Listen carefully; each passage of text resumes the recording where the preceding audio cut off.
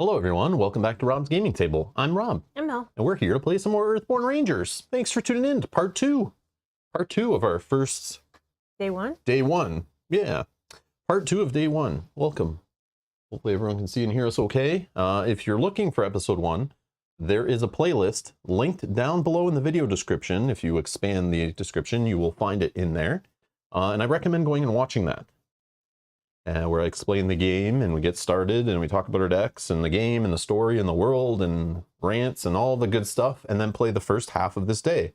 Because if you watch from this point on, it might not make sense to you unless you've already played the game before and you know, then skip all you want. All good, but yeah. So last time, there's a few things I want to point out that has happened since in the last 2 days. I got some messages about some things that came up. Locador, thank you. But yeah, if you guys noticed anything, just leave it in the comments on the video, and then everyone can like learn from anything we bring up, and that'll help us all get better. So yeah, don't be afraid to, like, if you know the game or you're not sure, drop down below and tell us if we're doing something wrong. Timestamp it. It's like, it's not going to bother me, and it'll just help people learn, right, as they're watching. If they're not sure, like, wait, is that how that works? Check the comments down below. Some people will leave corrections and things. Go ahead, it's all good. And if you're not sure, like, ask, and sometimes other people answer and correct things too. So it's kind of cool. Even years later, like, that happens. It's nuts. So I appreciate it.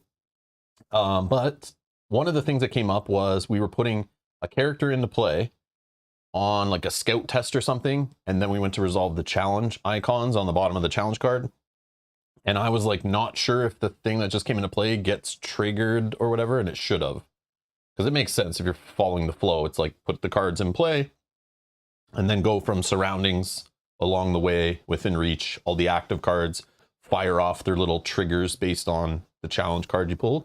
So that makes sense. As soon as he said it, I was like, oh yeah, duh. Like, I don't even know why I wasn't sure at the time whether we should have triggered or not. It makes sense. I don't remember what she did. Even I don't know if it made a difference, whatever. Not going to worry about it, but just something to learn going forward. That was a question I had that got answered. Another one. Oh, was ending the day. Remember I talked about, oh, we can travel and we could camp or not camp or continue the day and whatever. And we decided to play this second episode to just continue our playthrough because we're not fatigued out. We're not injured. We still have more we can get done. And I didn't realize, but today rereading the rules, and also I watched all of the video how to play series, which is linked in the video description at the resources link where you can find the deck list and all that. But I watched them. They're short little videos. So I thought like, oh, they don't really go into that depth in that much depth from the couple I watched. So I read the rules and thought I'm just going to go based on the rule book, everything I know in the FAQ. But in the videos, they just kind of throw little things out that maybe would have helped. Like the last video mentions about ending the day and how side missions that are in progress, they get reset. And the rule book doesn't point that out and remind you. It probably does, but it doesn't make an emphasis like, hey, dummy, if you want to get that side quest done, if you don't think you can get it finished in the current day, don't start it. Because as soon as your day ends from injuries, fatigue, choosing to camp, all that stuff, side missions fully reset, including this biscuit delivery we're doing. But it's a story mission, so that's weird. But it mentioned in the video, like, side missions get reset. So also, I guess, story missions that don't check off the progress. So on the campaign sheet, there is 3 boxes beside every mission, but not all missions use it, and they will track progress. That progress sticks, but any ones that don't have a checkbox that tell you to check off your progress, they get fully reset. So here's the crazy broken kind of thing that's a bit annoying. We could have camped. We could have just chose to end our day, whatever. We could have just fatigued out, never got the biscuits delivered. It would actually make us reset that mission, get rid of the biscuits, flip it back over. Next time we start, we grab all the missions that are on our campaign guide, put them into play, the original state. So unless they track the progress. So we would actually put it back that we need to find High Pimpot or whatever his name was in what's it's called, Lone Tree Station, and we'd have to try to leave there while he's in play. Even though we're now at White Sky, if we started our new day, again, if we camped, we would have had to start at White Sky and then get that mission reset. So we'd have to go all the way back and then try to do all that over again because we couldn't get it done. So it kind of retracts a bit of the ranting I was doing or the praising I was doing about the game being like open and being like a digital, you know, video game RPG. Like a lot of those RPGs we see, like Fallout and Dragon Age and all these kind of Red Dead Redemption, Grand Theft Auto, Legends of Zelda Breath of the Wild, all these kind of open RPGs that like you can do the story or you can wander and do this. From rewatching those videos, it seems that they're kind of saying like you have, here's your campaign and you need to do the main story, and it's up to you to decide if and when you want to do any side quests, but like be careful. So it's like, I think the original, when the game was on crowdfunding and some of the early podcasts I listened to about Andrew talking about his game and what was going to come to fruition when I backed it, I don't follow it from when it backs to when I get it. I don't sit there and pay attention to every little thing that changes. But what I think has happened, the game's scope has been scaled back. And maybe it's open that you can go here and go there and do whatever, but it's not as open as I thought it was. Because the fact that it could have reset our missions back to then we have to go back to where we were, which equals a whole other play session and doing the same thing again. In a digital game, maybe that's okay because it's quick to save and start up and all that stuff. But in a card game that involves getting friends to come over and setting the game up and like playing through it all, that's kind of lame. Kind of lame that that's the way it is, that it's not truly fully open, that we could decide to camp. And so you got to be careful. So a lot of times don't start a side mission, I guess, unless you know it's going to track the progress. I don't know if you always do, or don't start a story mission unless you know you can probably get it done. Otherwise you might have to restart it from scratch. I don't know if there's only a few of them that do that or if that's the majority, but that's kind of lame. So just FYI, something I realized between last video and this video. So we'll see how we'll go with it, but it might not be as open as I was thinking it was. And maybe it was originally intended to be when it was going to be an LCG releasing packs every month and all that stuff, what they hoped to do. And then maybe what they did, they scaled it back because they were like, wait, we don't have the time, budget and all that stuff. So we need it to be more linear. So yeah, it might not be as open and adventurous as possible. Like, You think that though could be only for the first mission or the first few missions because they want to kind of keep you on a path, teach you the game, so you don't like venture out somewhere that is totally. but we could have ventured out somewhere, and we could have ignored the biscuits then. We could, but then would it ever give us a new mission? What yeah, would happen? I don't know. Do we have to do the biscuits? I don't know. It says it's a story, so I'm assuming we have to continue the story on it. So none of the rule book has taught me any of this stuff. Watching the videos about the game didn't teach me this stuff. So. Oh, but Local Source says you can go through completely ignoring the story missions if you want. So we could like just have that biscuits delivery forever and just go do whatever we want. Okay, because that's what I thought it was designed to be like. Basically, like the one I can remember that I put the most into recently is 5 years ago. It was like Legends of Zelda Breath of the Wild or those kind of games, right? Where you have, or any of like, oh man, Skyrim, any of those kind of games. All those, they follow the exact same cookie cutter formula of like, here's your main missions that are in a menu. You can follow those and progress those whenever you feel like it, and they will gatekeep certain things from you. But then you have 1,000 side quests. If you go exploring, you're gonna meet Jane over here that wants you to do this, and Bob over here that's missing that, and George over here who needs you to collect 17 of these things. And you can have those all on the list, and you can knock those out, or you can finish the whole game and ignore every single side quest you were given. Kind of like Gloomhaven. Gloomhaven is designed the same way. Main storyline, but then there's 1,000 little side quests and branching paths and things that get locked out, like branching paths basically, where you like choose one option and in a playthrough you won't see this option. So I thought it was like that, okay.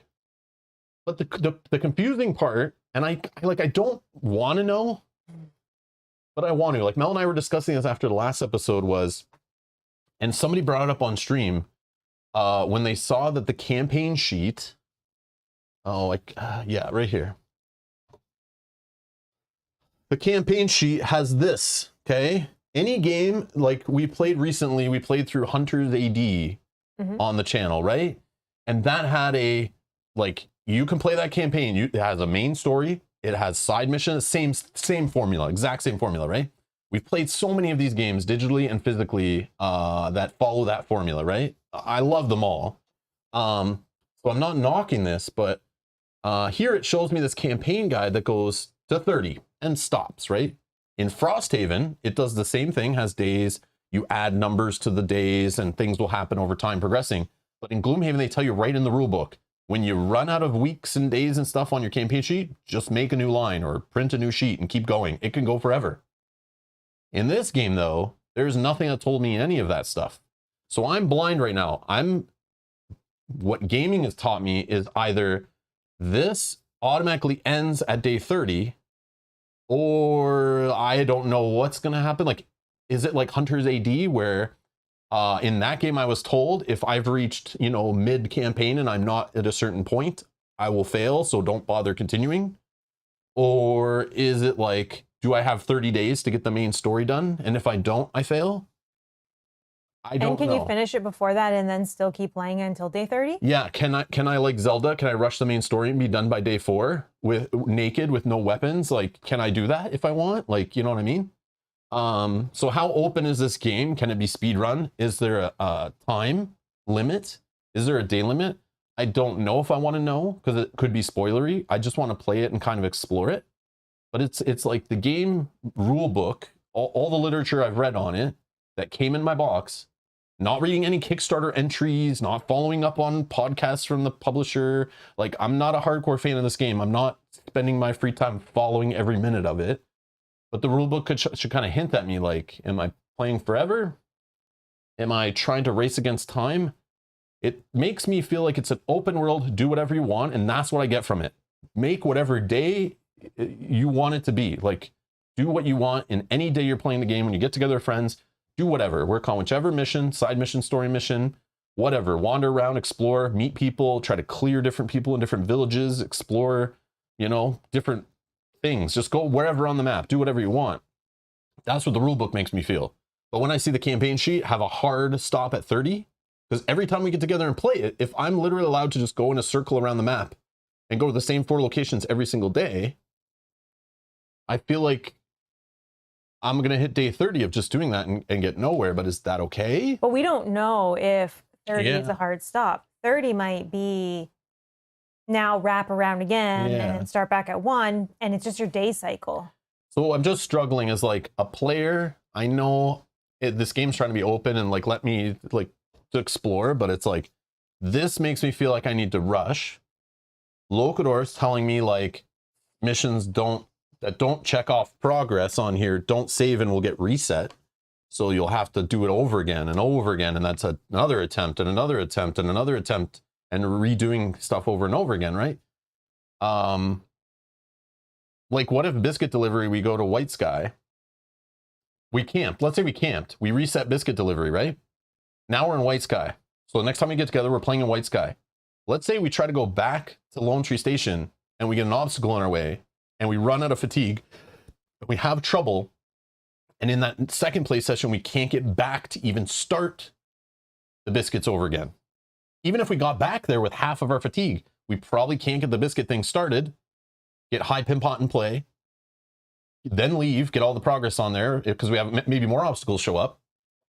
So that way, that's the whole day, is just getting back there. And now the third session, again, we're doing exactly what we did in the first session, starting over. We're now in Lone Tree Station. We're doing that all over again. That's 3 days. I don't know. It's weird that it's like every single mission doesn't save progress. Like that, I don't know. It's strange to me. But maybe it's only just, this one. Yeah, like maybe this is just a basic one. Yeah, it's just a weird choice. Like, yeah. So it's like, I don't know. Do I have freedom or do I have constraints and pressure to get things done in a certain time? Like, I feel like I've been misled by the rule book and learning the game without outside influences. But then Locador has been following the games, hardcore with the game, knows the game, is telling me like, yeah, you kind of need to do this. And then I'm like, whoa, you're telling me there's constraints? I thought this game's open world, I do whatever I want and like it's all good. But like, you're telling me I gotta have pressure and rush things and like, yeah. So there is more game to it than not, which is I'm okay with. I just wish I kind of knew. So we'll see.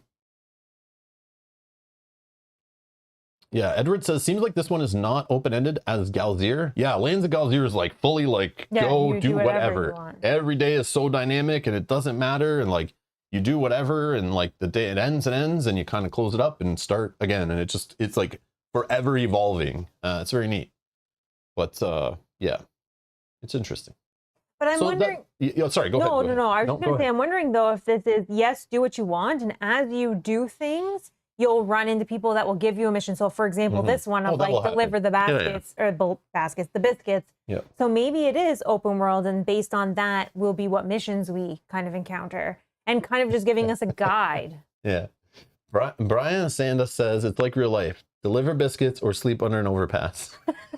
yeah. Do your work or you're homeless. So yeah, Locator says, I won't spoil it for you other than to say, if you keep at it, I think you'll find it leans where you want it to. And that's all. It's like, I'm good with, but it's just like, it just went against like what I was going in. I just want everyone to understand like what I'm thinking and where we're at with it. That's all. I just want to make sure I'm presenting this game in the clearest, like nothing hidden. Like, you know, this is how I'm experiencing it. This is why we're playing it. This is what we're doing. So yeah, so we're going to continue that previous day. Everything is left as is. Everything was left as is. I want to, we'll shuffle up some decks and stuff, but what did you want to see? This. I forgot to mention this last time. I don't think I pointed this out. I was confused. I realized this when I was reading this today. Approach icons. I was like, man, they're only mentioned in the rulebook somewhere. It sucks that I can't see them over and over again to understand them. And I always complain when companies put art on the back of the rule books, you know, because this rule book's always sitting at the table. But I always keep it like this for some weird reason. I never even thought to look at the back. I had it open when we were playing last time. But there is a reference here, reminders, which I love. And so they used the space on the back of the rule book. It's a small thing, but I love it. And I need to point it out that they did that. So I could have just grabbed, Mel had the rule book on her side of the table. So my fault. I blame her. But yeah, I could have just looked on the back of the rule book and been like, oh yeah, it's connection, conflict, exploration, and reason. So I found that one out myself. No one pointed that out, but I just wanted to say like, you know, it's all here. All the symbols are on the back here. So I was like, damn, why didn't they put all the symbols on the little card? But it's fine. It's right here. That's good. And I had it open to the pages that were doing round structure when I could have just had it like this the whole time. And I didn't realize either. Yeah. Yeah, and Locator, that makes sense. And I don't mind that. That is totally fine. Locator says, I wouldn't say rush it, but you'll have to make decisions on what you want to try to do in a day versus save it for another day. Okay, and that's fair. And that is fine. That makes sense. Yeah, like if we're like down to 2 cards in our deck, I'm not going to go, let's grab this mission, run with it. Like, let's try to get it done, you know? Like, we'll just do it next time. It's fine. Like, I want it to be more chill. That's what I'm assuming we're getting into. I want it to be like the polar opposite of Arkham Horror. Like, it feels like Arkham Horror mechanically, and a lot of influences are there. And but the world and the attitude going in, it's like the opposite, I feel. And that's what I want it to be. I don't want it to feel like another one of the, like, I want another copy of a co-op LCG. They all start feeling similar. Some of them have very similar, but then they have like things about them that make them feel so different. But all in all, they feel very similar. But I want it to, like, at the theme end, use the same mechanics, but like make it feel, the structure of the overall play, I want to feel different. Like, you know, we're in a full campaign here, like not just 3 little campaigns connected or an 8-session campaign. Like, I want this to be like truly like, is it open-ended? Is it like chill? Is it do whatever you want? I don't mind if we can't get the main quest done in a certain amount of time, that it punishes us a bit or something, because I know there is mechanics in here that talk about how it knows based on the mission, you mark down the starting day of a mission, things will happen based on taking too long and stuff. That I understand. I expect that. But yeah. Anyways, let's get to the play. That's all I want to mention, was just between that. Those are the things that happened like the last 2 days. So Locator, thank you for pointing that stuff out. Yeah. Okay. So I think we are right on setup. Yeah, we're reading an entry, so we're like setting up a new location, but we're still on the first day. Okay. Yes. So I'm gonna read campaign entry for 3, White Sky. Solaro Mako is not in play, right? Nope. If White Sky's flooded, uh-oh. Oh, no. Things changed. That's cool. If the moon is in waning... Wait. Oh, days 15 to 20. Oh, no. Oh, we have to come back here, possibly? Oh, no. Okay. That's fine. All right. Anyway. Oh, it's not even... From your vantage point, you can see much of the southern shore of White Sky Lake from froth of rapids at the head of Silverfin River to the mix of rocky promontories, I don't know what that word is, and pebble-strewn beaches that slowly curve around toward the opposite shore. There, you see the village of White Sky and the tiny forms of villagers going about their business on the platforms and docks. That's it. Oh yeah. Also, George, for you. So, I saw this. Yeah, I forgot to mention, sometimes we play campaign games, if I remember. For fun, we'll go, especially one that just came out, or like just hit retail or whatever, something new. We kind of follow it for fun. These numbers are useless, garbage. They're talking points. It's just fun. It's just fun, okay? Don't take any of the numbers here seriously. It's like Wikipedia. Don't believe everything you believe on Wikipedia. Easily manipulated, right? Don't believe everything you read on the internet. Easily manipulated. But the rank overall, 2,273. Customizable, it's 41, and thematic 388. And it's 8.2 rating. So a member of our community, George, will sometimes, when we're playing through campaigns, will record this in the comments and keep track of it. It's a new thing that started happening a little while ago, and I think it's hilarious. So then sometimes we'll be like, if we do, because we play lots of campaigns on the channel, lots of story games, not all of them we finish, but some we literally will play for years or 40, 50 sessions, whatever. And it's fun to see kind of a new game come, and then like, where is it when we're done? Over the months or year or weeks or whatever that it takes us to play it. So it's only been 2 days. I don't expect these numbers to be drastically different. I feel like it was 2,300 and something. I don't know, but it'll be fun to check this out. So remind me at the start of streams going forward if you're interested, because I will forget about this. And we'll just see how it progresses. And if we miss it on an episode, whatever. But George, this is for you. Thank you for doing that. I love looking at it, and I know others do, and I think it's funny. So George watches later usually, and then he'll comment, and yeah. So I think people usually tell us if we don't look at it. Oh, okay. Yeah, I think we're good. So yeah. 3.37 weight says that. I don't remember what the weight was. Yeah, this is like an LCG, guys. This is like Oh, Edgar has it for us. 2,303, 41, 395. Okay, so that did, I mean, that's a decent drop. Yeah. Okay. So if we go to customizable, like it's literally like, you know, like birthed from like Arkham Horror. It's birthed from like Marvel Champions. It's birthed from like all the LCGs and CCGs and stuff, right? It pulls from everything.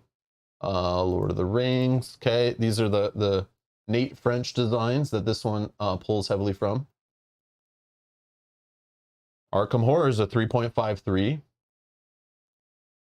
Marvel Champions, without a heavy campaign system and all that, I can understand why it's a little less, 2.92. That is a more simple and approachable version, but still it's not a like, if you can learn one, you can figure out the other. Just the other one's more complex because the campaign system. And the Lord of the Rings being the oldest one that started it all. Yeah, it's a little rough around the edges on some aspects, but still a beautiful game that they're reprinting and re-releasing to this day. Repackaging. This is what got me into these games.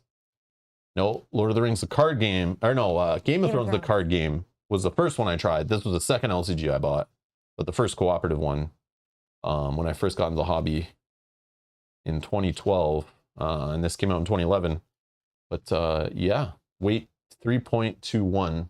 So, oh, Edgar says it was 3.35, so now it's 3.37. So went up slightly, very slightly. So people are playing it and going, I think it's a little more complex than you're saying. So I think you can see here, it's still only 49 people, which is why you can't take these numbers too serious. Because it's like easily 5 people come in and say it's light, and you can pull it really heavily in one direction. You know what I mean? Mm-hmm. But yeah. Medium though, that's medium fair. Heavy, yeah. It's a 4. Some people say it's heavy, a 5. But again, it's all perspective. On, what you play. It's opinion and perspective. Like, yeah, it's all that. Just like the ratings for games, right? Mm-hmm. All people's opinion and perspectives, whether they played the game or not.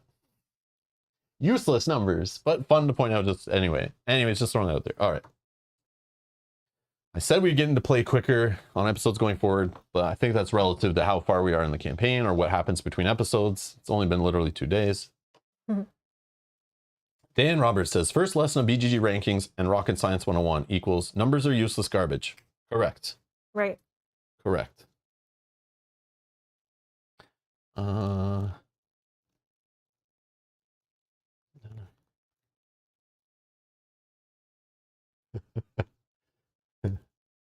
Okay. All right. You were reading. We read the entry, so we did a rival setup. The lead ranger, which is still me because you choose it at the start of the session. We're still in the same session, even though it's a separate episode. I'll just give this a quick shuffle. Should I shuffle this? And I don't think we have to shuffle these ones back in. No, I don't. But do you want me to shuffle this one? It's whatever. Those are random. It's fine. Yeah, it doesn't matter.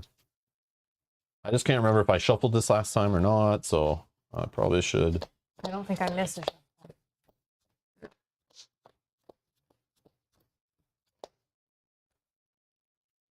I don't think so. I think normally you just leave that sitting there. That's fine.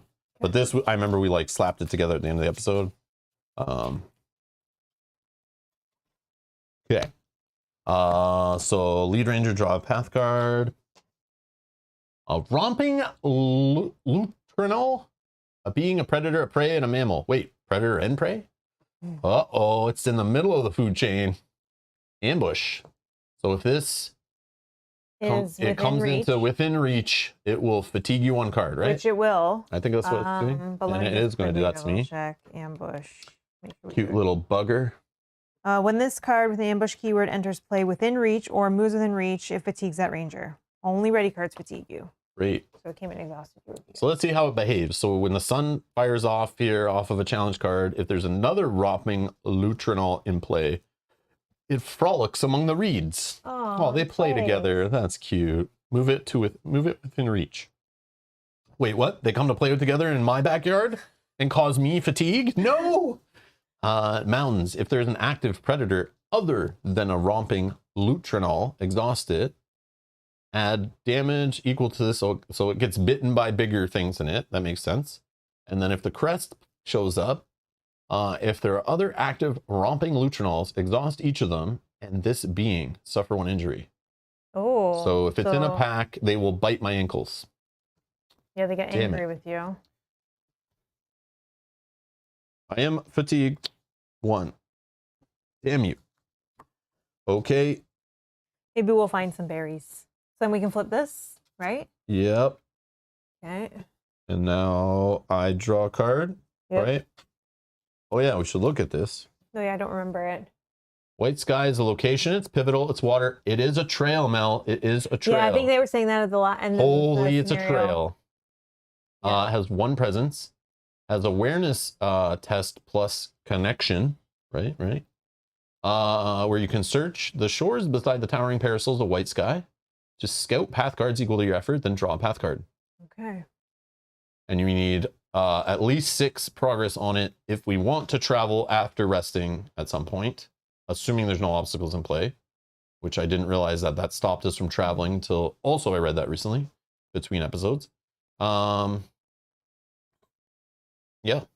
And then can you remind me of the baskets? Yep. Oh, sorry. Okay. Yeah, let's just draw. All right. We found Vera, the Lake Guide. This is my draw. Yep. She's being human villagers, going to come within reach. I think we're going to read this because we no longer have a mission card that's telling us to override entries at all.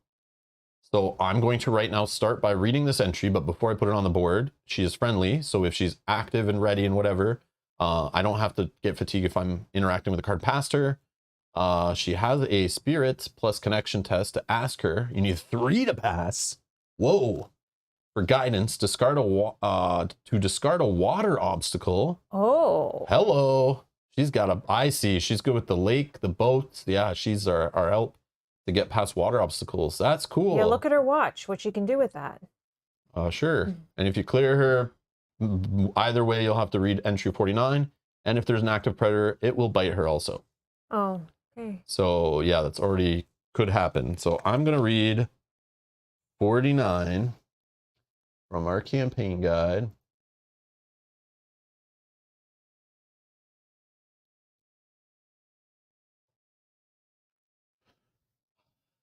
You're a lake guide. Oh, if a ranger has a biscuit basket equipped, go to 49.1, which I do.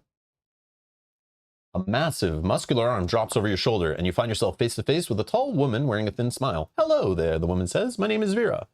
I make supply runs all over the lake. She sniffs. Something in your bag sure smells good. Mind sharing? Clear Vera with progress to charter her boat to immediately travel to any location on White Sky Lake. Oh, what does that mean? Show us the lake, Mel. Show us. There's White Sky Lake. So we could travel to the Golden Horseshoe or Golden Shore. Oh, okay. We can just travel across it. Okay. I assume. Yeah, because nothing else is connected to the lake. But that is sick. Now, wait, though. Could we travel to the spire? Like, could we travel through this water? Probably not, eh? No. Because that's different. I remember when we played that solo mission, we found something that told us we can travel along river thingies. Oh, vehicle. She doesn't say about a river. She says about the lake, Mel. You're right. Okay, I just saw water. Sorry. God. Okay. Sorry. Bitchin', what up? Crump Rob, get off my lawn.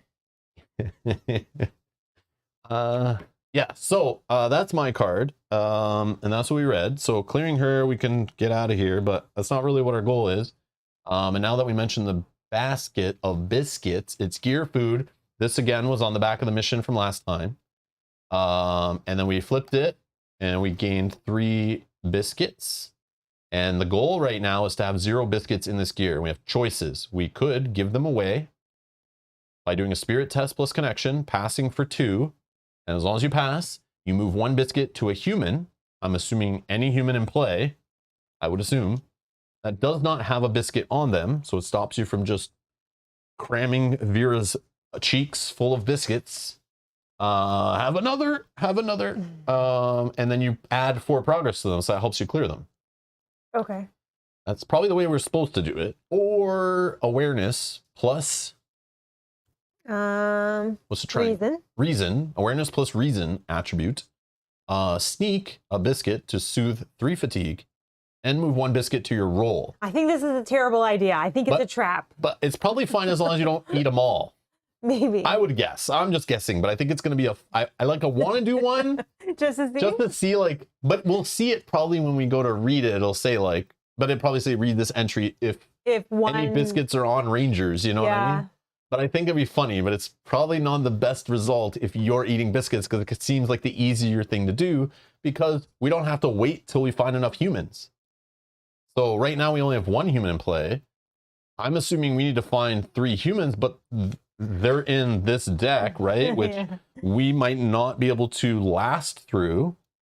I read one of my cards. I do have a way to get a human out of the deck. Mel has ways to filtering. Yeah. We also have a test on the location to kind of dig and scout for them. So I think the goal is to scout humans, assuming we have even 3 to find, and give them the biscuits is the harder way, it seems. And that's the way I want to do it. But again, if you're like running out of your deck and fatigue or taking injuries, you're like, you might just need to do it now. I don't know. That's true. It gets you cards to your hand, possibly 3. Yeah. So, I mean, I see the temptation. Yeah. They said we were starving. What's her face? Queen C. Voss or whatever ate our food last episode. Okay. And then my card. So yeah, we just need to get all the biscuits off here. So we don't even need to clear the people the biscuits are on. We just put the biscuits on, read the mission, and then we'll read some entry. That might not be the end of the line. Right. It might give us the next part of the mission. Hopefully it's something we can do another day. Because I feel like we maybe dilly-dallied too long in the last one, especially when we took a turn not spending resources. Because when I found that out, I was like, oh crap. We spent a turn where we like kept all of our energy and just rested to travel, right? Yeah. It's like, maybe we should have explored a little more. Maybe we should have done a bit more with that energy. It's like, I didn't want to draw more cards because I didn't want to fatigue out, but yeah. And I already have this, like loads of cards. Yeah, you have a ton of cards. Yeah. So I got to put them to use. Will you draw me 1 path card as well? Yes. Sorry, thank you. You found a tributary stream, a feature water obstacle. It's going to go, it's an obstacle. Yeah. And it's going to go in the, along a way. You can soak your feet in there in the cold, clear water to move your, we need to actually get rid of this. Both of us, we need to have our ranger tokens on here to clear it unless it got cleared with harm. But you can soothe fatigue that way. And then a focus test with the compass is the compass connection is exploration. Exploration to follow the cheerily winding stream to move your it also moves your ranger token to the feature, and then add a progress location. So as we follow our way along the stream, we'll eventually get through past the stream, I guess. But right now, that obstacle blocks us from interacting with that unless you avoid it with your dodging stuff or whatever. Or we can exhaust it somehow, or we can clear it. Okay. But it doesn't stop us from getting biscuits out. True. Which is the goal. Also, let's check out our weather for a reminder. It's currently the midday sun. Oh yeah, it's hot. And we got to remember when we refresh, add a cloud to this card. If there are 3 or more clouds, we flip it back to the perfect day. And we also can locate shade to add a cloud to the card and soothe the fatigue. So we could rush the clouds. It also will make us suffer fatigue every time the sun comes up, which is very cool. Thematic. Yeah. Okay. Okay. So now we can choose who's going to go first. Yeah. I know I'm just doing this test to get a biscuit to her.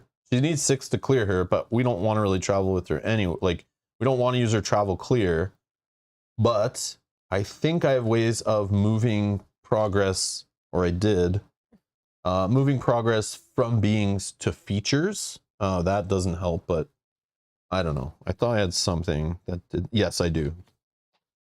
Like this, move all progress from a being to a feature. So like, even if it went on her, it's not wasted, hopefully.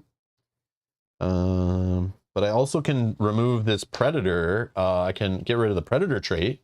That's not a terrible idea because the predator could bite her, right? If the wrong card came up. Yeah, but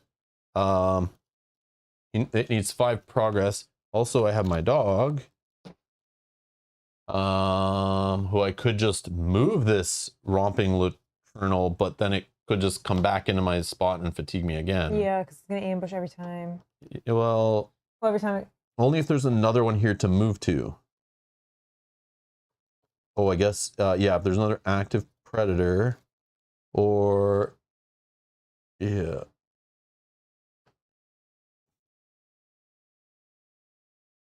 I don't know. Who's a good boy? Yeah, so I don't know.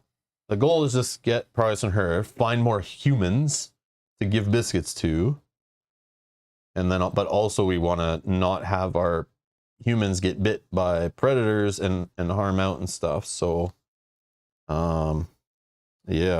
So I could go first, play a card to just not predator that, or maybe I have another. Oh yeah, I have this too. Search the path deck and discard. It's a dear friend for a human and put them into play with this card attached. Response: when the attached human is cleared, move the progress from it to any number of other beings. And divide it as you choose. That's not bad. That's very good. So I could just start by getting that. We get more information. Well, I'll grab a human out of here. Then we only need to find 1 more. Yeah, and then I have the card that can let me scout 3 path cards, then draw 1 path card. So technically I could scout 3. If we don't find the human, we could put that at the bottom and draw 1 from the top. So that's 4 cards we see. Also, this card doesn't say, I don't know if there's rules around it, but it says search a path test, discard for a human, put them into play with this card attached. Because I'm searching and putting them into play, they go based on their arrow, I would assume? Yeah, I would assume. Or can I just go around that and cheat and put them into play wherever I want? Like, I don't know if that kind of breaks that stuff. Probably doesn't, because I don't think I read anything about that when I was looking at FAQ and stuff. But when you play all the FFG games that this is based off of, and it uses the exact same font and everything, and the same kind of templating, you start wondering, like, put them into play, eh? So does that break all the rules around playing a card, where I have to follow the rules of where it goes? You know, like, that's what starts coming to mind. And I need to get out of that thought process. But so you want me to do this? Yeah, I like that. Is that a test? No, that's just the playing moment, a card. right? Okay. Yeah. But that'll be my turn. That's fine. But that means I don't draw this and change anything. Mm-hmm. The only problem is, because then you this is might a 2 test.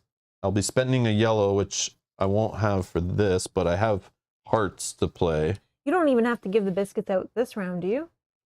I mean, I guess unless you want to. The problem is this. I have like cards like this, right? So if I do that test first, oh yeah, this I'll have a bigger amount of numbers for the test. So maybe I should do that first. Yeah, I'll do this first. So I'll test. I'm gonna do the test on the biscuits. I'll do one here, and then this is 2 hearts because I have 2 in my energy pool, so it's a 3.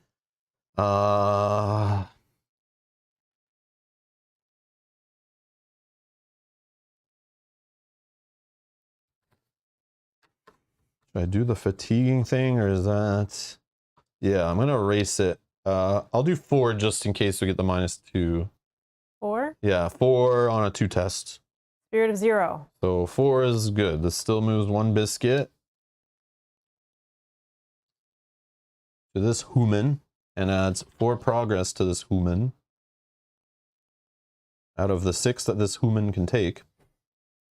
I will suffer fatigue to return this card to my hand. This one goes here. This is gone. So 1 biscuit out of 3 gone. And we now mountains. Mountain. If there's an active predator other than romping, nope. Alrighty. Done. Oh, I forgot I have this too. I keep forgetting I have that. Okay, I'll just try to remember going forward. I'm an idiot. So I can scout first and see if I can find a human.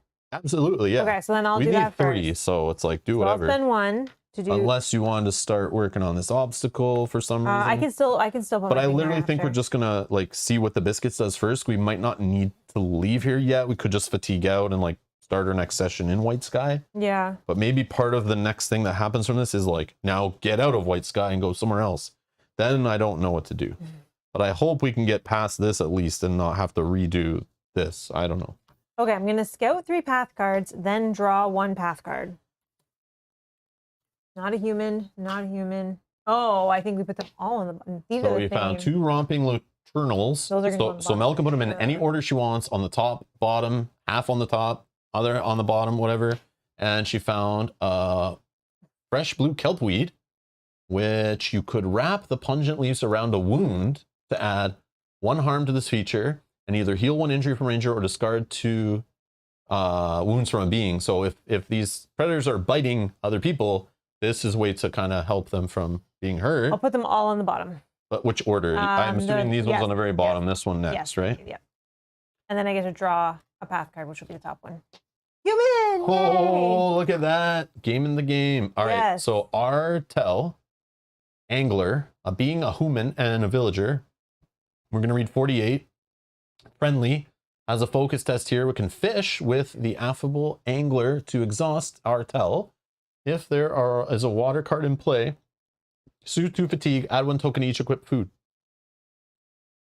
Equipped food? Oh, I don't want to add. Oh. I see there's probably something later where we're going to have this kind of thing and we need food and food is going to be spent to help do things. You got to go get the food. Okay. Yeah, maybe that's in the ranger cards even. There's already ones like that, but that's neat. I like where this is going. All right. 48. So 48. Artel angler. Ranger has a ranger basket equipped. Yep. What is this then? The voice seems to come out of nowhere. Then you look up to see someone standing on a rock overlooking the water. Those smell like High Pimpot's famous juniper biscuits. You barely have time to notice that the person has a fishing rod before it flicks out and the hook catches on the handle of the basket.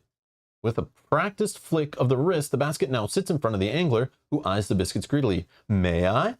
I haven't had a bite all day. Clear Artel with progress to ask about not getting any bites fishing. Okay. It's going to teach us all about the fishing mechanics in the game, I guess. Well, once you give him a biscuit, that will clear him because it's only 4 to clear him. So that got put into play from you doing a test. Nope, I didn't do a test. I did a moment. Gotcha. Yep, and that's my turn. Go ahead. Okay.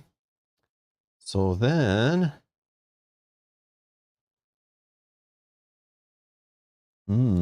I think next I might try to get my token on here just in case, unless... I don't know.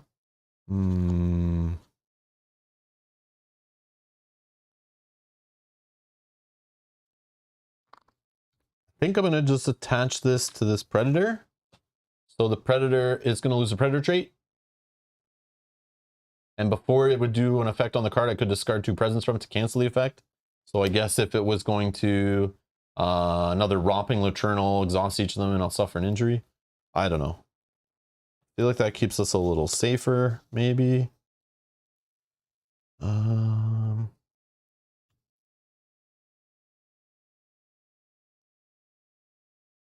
Yep, go ahead. So I think I can do this. I think I can exhaust this to use 1 stride to add 1 progress to a trail because it's not a challenge. So I think I can bypass this obstacle to do that. And then I will discard this. And then I'll just pay 2 to add another one into play, adding 3 stride tokens. Okay, go ahead. All right, I'm gonna try.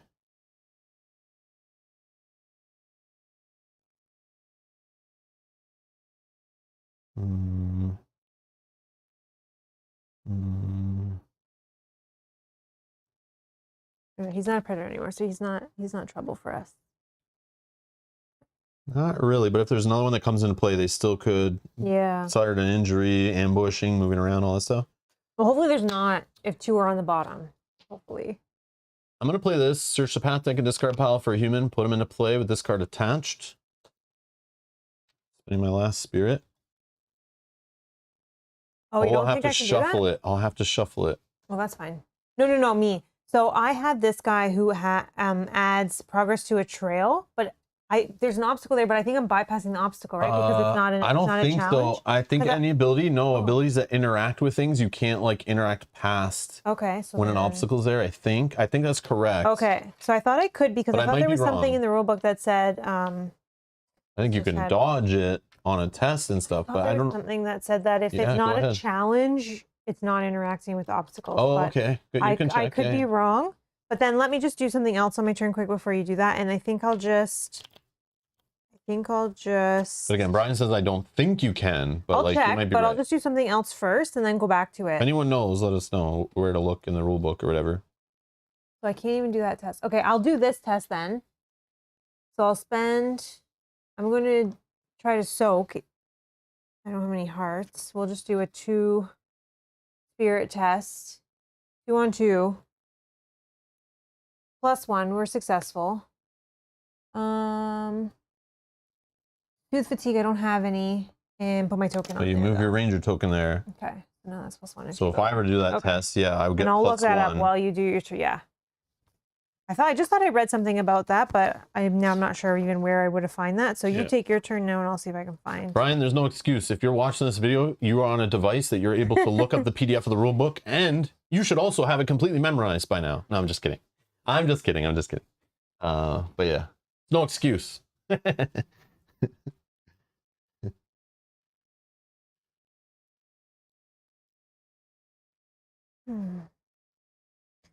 Yeah, there's definitely somewhere that I saw it. I just have to find where I found that. Oh, it's probably in here somewhere. There is an index or something in there. I remember that's like you could look up like interacting. Anyways, all right. So I'm searching the deck for a human. The only problem is I'll have to shuffle it after. So you putting these on the bottom. But then we found all 3 humans. Yeah, that we need, so it's fine. There's a Latrinal Holt, like their little home. Oh, there's a whole bunch. These little buggers are everywhere. Okay, there's only 1 other human, unless I missed one in there. Yeah, so everything else out of here is obstacles, features, little rodent buggers that want to bite us and stuff.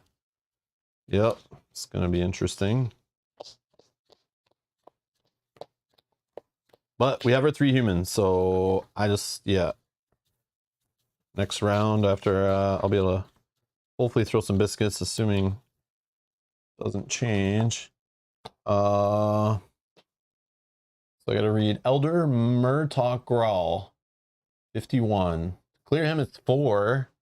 Friendly. I could listen to the wisdom of elders to return a moment from your hand to your collection, to choose a starting moment from your collection that you meet the aspect requirements for and add it to your hand.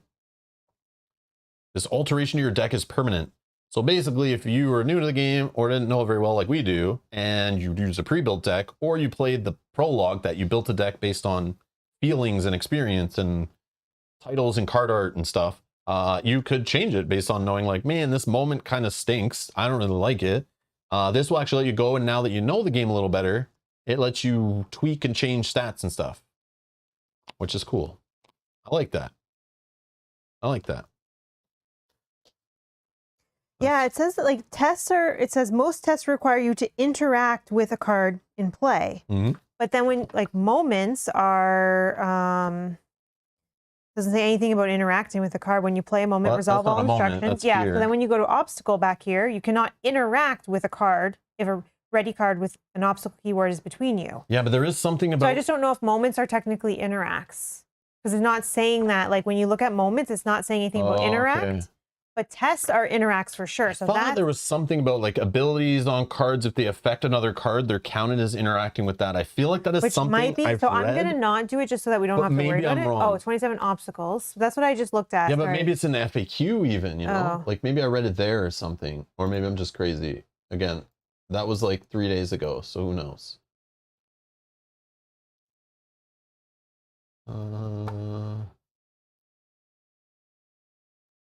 Oh, obstacle keywords on the back page? No, maybe it's here.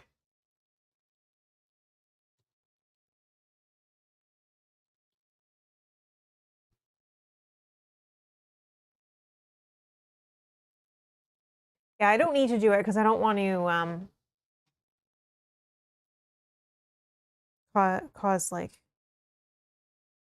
issue. I just thought I could because it's not an interact. I'm like kind of going around. I thought there was somewhere I read, it might have even been in the FAQ, that was talking about like if you're not doing a test, like you're kind of like avoiding that. But maybe it was in a different, I don't even remember where I read that.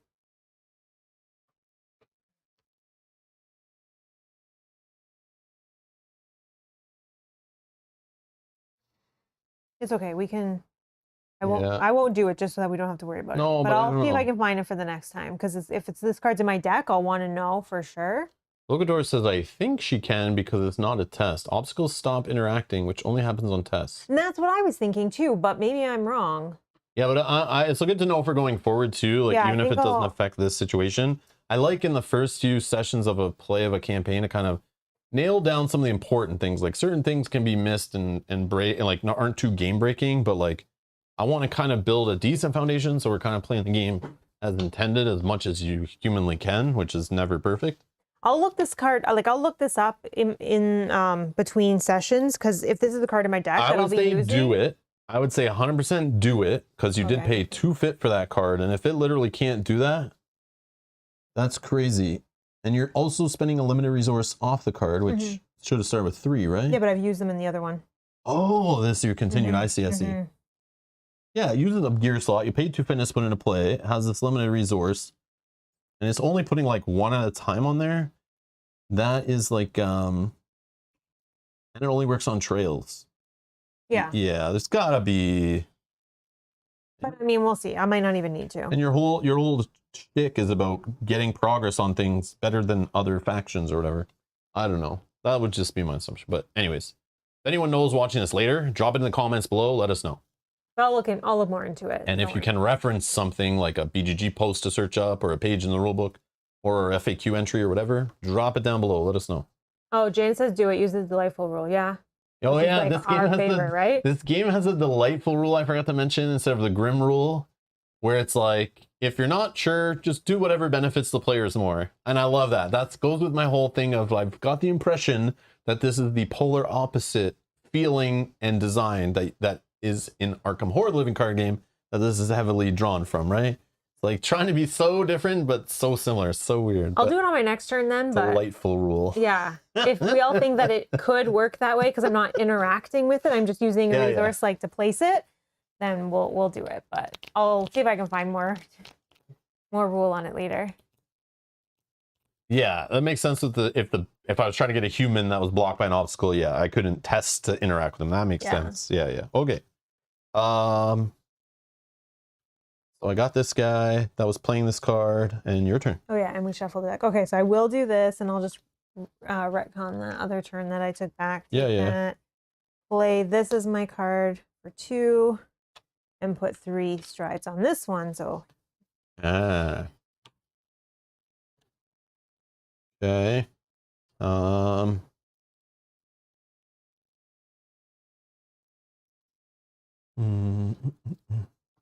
yeah, you have to take fatigue. If you got a human there you can interact with. What's the problem? I was gonna say, if you interact with my human, you have to take fatigue based on this one, predator. but it's not that bad. I would still do that. The only problem is I have no spirit to do the. We have to wait till next time. Yeah, okay. Me searching these guys and blocking the predator was like buying us more time, but it's okay. Now we have them in play though. Yeah. So I can. Oh, you can't soak your feet either. Did you read your test on the 3rd human? On the 3rd. No, I don't think we read our 3rd human. Yeah, we did. 100%. This is the one about changing up cards and moments in your deck. Oh, this entry. No, we didn't. Sorry. That's what we need to look up, and then we stop with the whole rules. Yeah, I'm so sorry. Yep, that's right. Yep. Thank you. Biscuit basket. Well. Here, let me zoom this in a bit more. Well, what are we here? Elder Murtaugh sets down his fishing pole and walks towards you. The Rangers' famous juniper biscuits. The smell alone is almost enough to make me forget about our troubles. If only we could solve our problems with baked goods. Clear Elder Murtaugh with progress to learn what's troubling him. Oh. Distractions. I ain't got time for that. Eat this damn biscuit. We got things to do. I got a job to do. Eat the damn biscuit. We don't know what our next task is. Less talk, more chew. Go. All right. That's funny. So I wish I had more spirit, but I do not.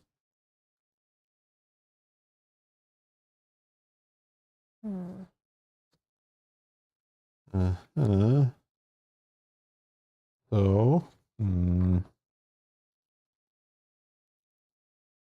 don't want to draw from my deck. I don't need to move all presence from a being to a feature, because this feature doesn't get cleared by presence. That's the only feature I know of so far. Yeah. You could add a cloud. Oh, if you want to add shade. Add one cloud to the card. Test. Oh, okay. Oh, soothe one fatigue but too. I can't because this obstacle's in my way, so I can't interact with that, right? Never mind. Yep. The obstacle, though, I could follow it. Oh, that would. Yeah, let's try that. Oh, because then we can get rid of it. Yeah, I'm just worried about drawing too many of these and triggering stuff, but there isn't much stuff that I think I worry about. Yeah, mine doesn't trigger. It's really just the fatigue from the sun. All right. Okay, hold on. But I would take a fatigue because I'm interacting past this guy. Oh yes. So how? But you'll soothe the fatigue one. So maybe I could do this.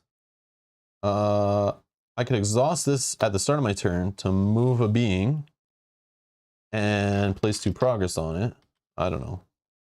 I think you'd still take the fatigue from him, right? Because he's now in between you and the sun. No, he's not. He's actually not in between me. Only between me is this right now, actually. And when all the cards are the same location, like you don't take fatigue when you're like interacting. No, but this is between you and here.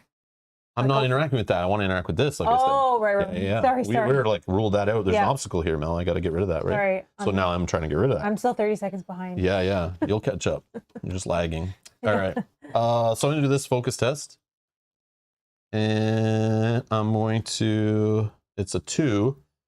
I'll spend 2 of those, and maybe I'll put 1 more in, which is the compass icon. After you succeed at a test in which you commit this attribute, gain 1 awareness. I can't, can I use it on this turn? I could sneak a biscuit with some awareness testing. I could avoid, avoiding the being is how you do it. Maybe I do that instead. Oh, because then he's exhausted. Because then I could like clear, put it on like. This one will clear automatically when you put the biscuit on because it's only 4. So will your other human. Okay.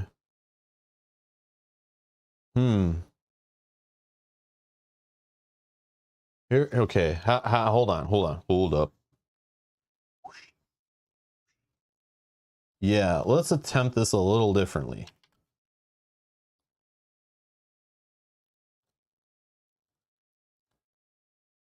I could clear her first. Gets her out of here. One less person to worry about.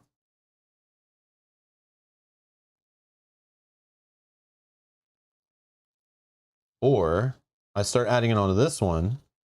Because when it gets cleared, I can move all progress, even if it's over, I'm assuming. If I have like 6 on here out of the 4 that's needed, I can then move it and sprinkle it out on other beings and get rid of these jerk faces. Yeah. But if you clear that person before they have a biscuit. No, I wouldn't clear them yet. Okay. I would clear them when I give them the biscuit.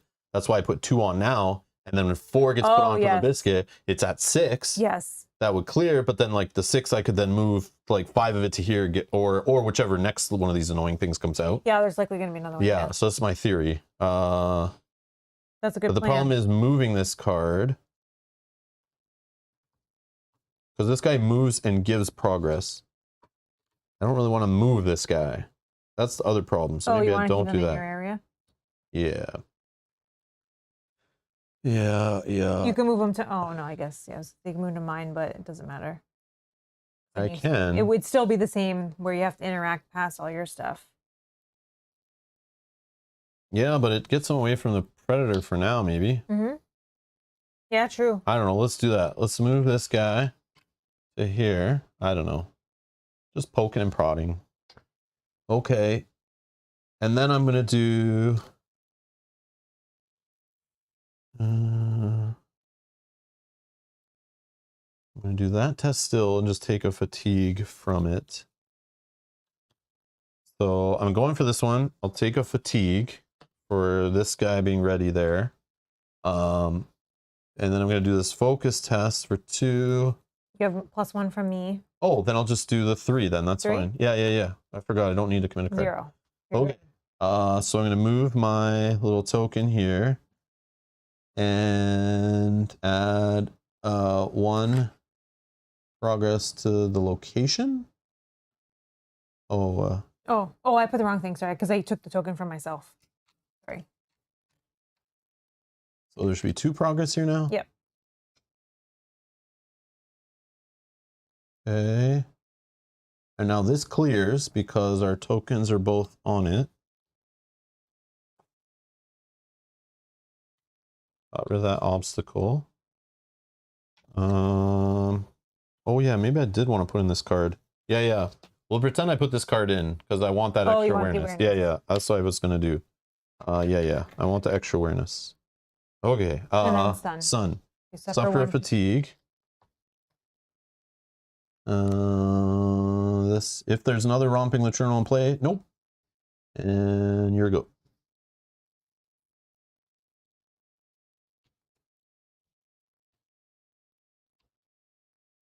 Well, we don't need to travel, but I want to get us ready so that we're there if we want to. I'm going to do a traverse test with 1. Actually, first let's do this. Let's go to 2 and add a 3rd progress here. We're halfway on that. Yeah, and then I'll do a traverse test. I'll exhaust this to use the sensor to give myself +1 on the test, or 1 effort. And then after I succeed, I'll add this card in too. So I have 3 effort in the test. I got 0, so that's good. So my 3 was my effort. So I'll add 3 here. And then I can play the attached moment as if it was in my hands. I got to spend this, exhaust this. Oh, I can't. I don't have 1. That's fine. This one, after you commit this test, I can suffer a fatigue. You put that back in my hand. These are gone. And then I have to deal with this, which I don't think is anything. If there's a predator, no. And then this is going to reshuffle this deck. So we are ready to travel whenever we want, but we'll deliver the biscuits first and be good to go. My turn? Your turn, yeah. I just realized, like, the awareness, trying to get awareness to go after this, I don't need to.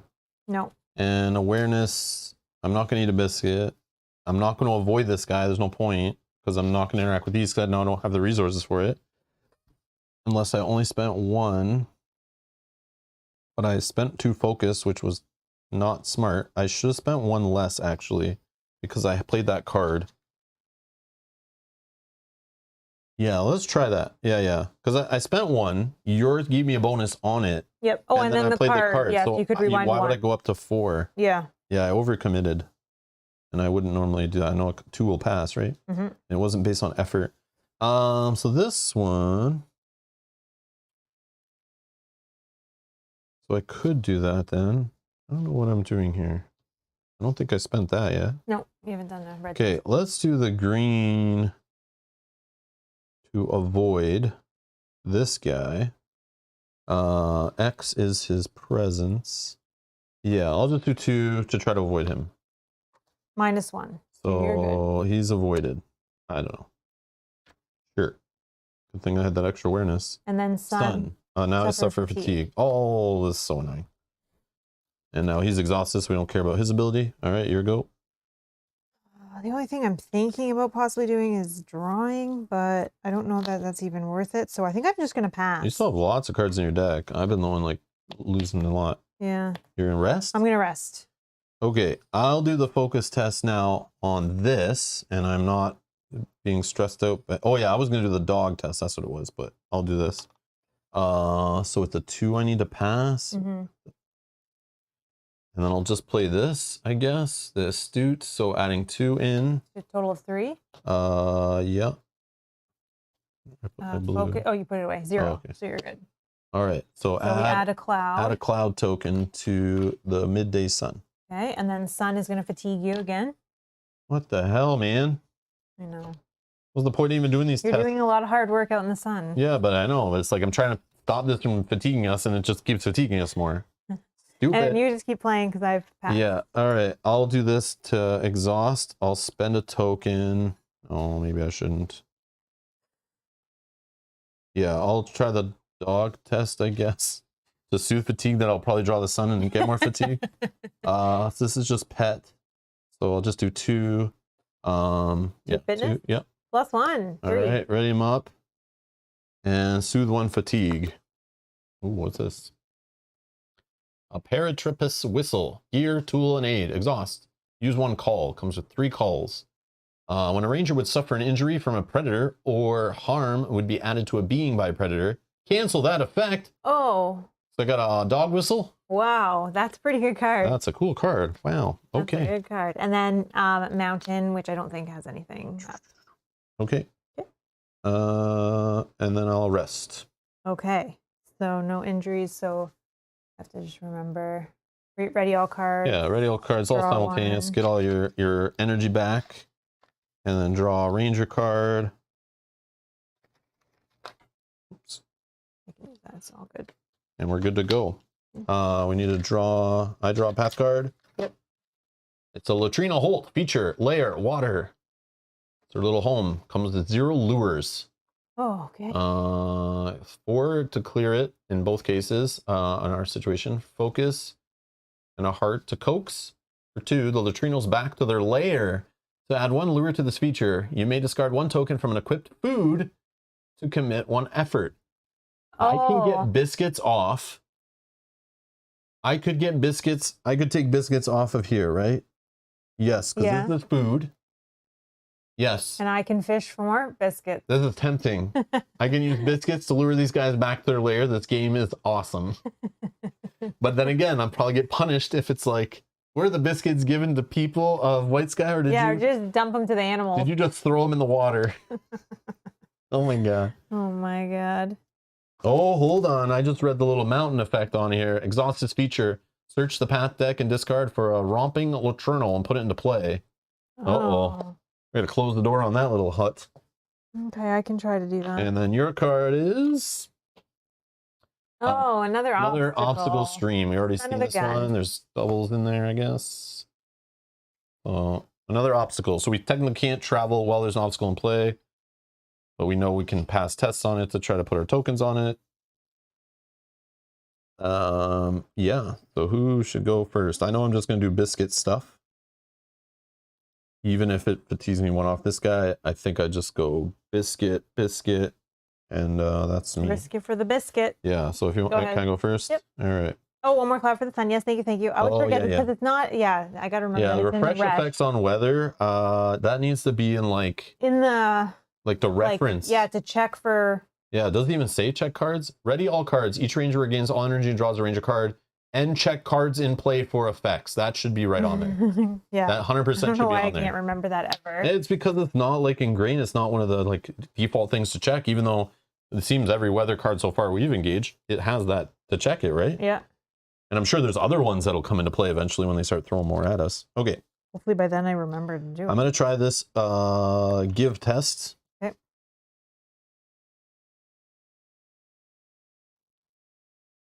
I will use this, exhaust it to finally remember to add 1. And then, so I'm testing 3 against 2. Is that enough? If I fail, that will suck. What's the test that you're doing it on? 2? Yeah. Yeah. Yeah, I'll just do it. 3. 3? 0. You're good. Oh, we're good. I will suffer fatigue to add this back to my... Nah, let's not. Let's give up on that crutch. But Locator says you can't use that gear since that's for common connect test. Common connect. Yeah. Oh, is that what it is? Oh, yeah, sorry. Yeah, you're right. But you still passed. I still passed. Yeah. Okay, sure. I see. I thought it was for anything I use as hearts is what I was thinking. Like all the heart tests. But yeah. Okay. Who are you giving biscuits to? Oh yeah, and I didn't take fatigue for this. For passing him. I will...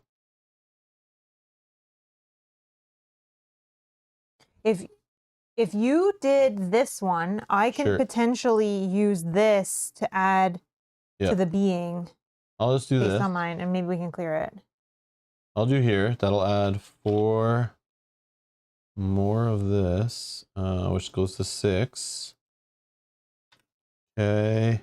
And that will clear this guy. But when the attachment is cleared, move the progress from here. Oh, that's enough to clear. Yeah, I could have cleared this guy, or I clear one of these. I think I'll move the 5 to here. We'll clear this one. And I'll put 1 on here. Can you move it to anything? Oh, it has being? Beings. Being. Okay. Yeah. Yeah, I'll just put 1 on here, I guess. Okay. And then this goes back to your discard. This is my discard. And 51. We're reading 51 based on clearing Elder Murtok Grawl.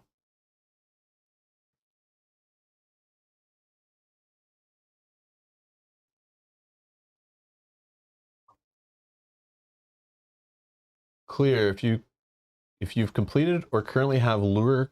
No, I think this one. It didn't say, right, in 51?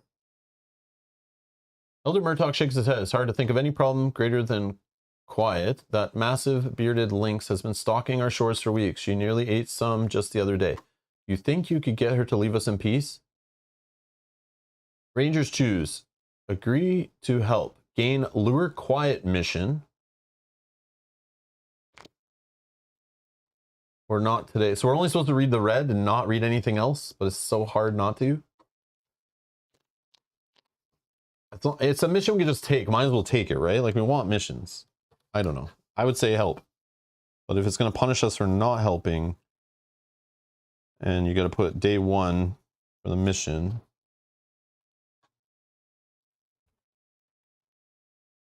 Where is it? Lure. I don't see it. And it's like a side. Oh, it says find quiet in the valley set and attach your. Oh. Okay, I still have to find lure though. Hold on. Maybe it. Oh, never mind. Yeah.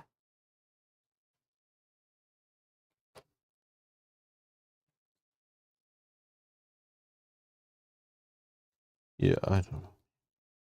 Oh, here it is. I see. Wow. Okay. Yeah, that's confusing. Oh, so just lure. Why does it have in brackets there? Because it's telling you a card to go grab. Oh, We saw that in our regular play. So I'd only need to write lure. Our practice game, we saw that.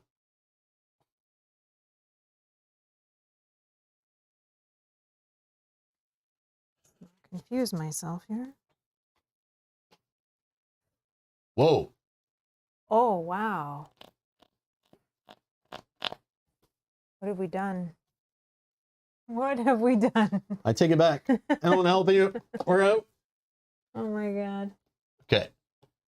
Gain the required mission reminder. Find quiet in the valley set. Attach your face down to the mission card. You may choose this option only if you don't have another lure or confront mission in play, because that's what's on the back of the card. So, okay. Oh, okay.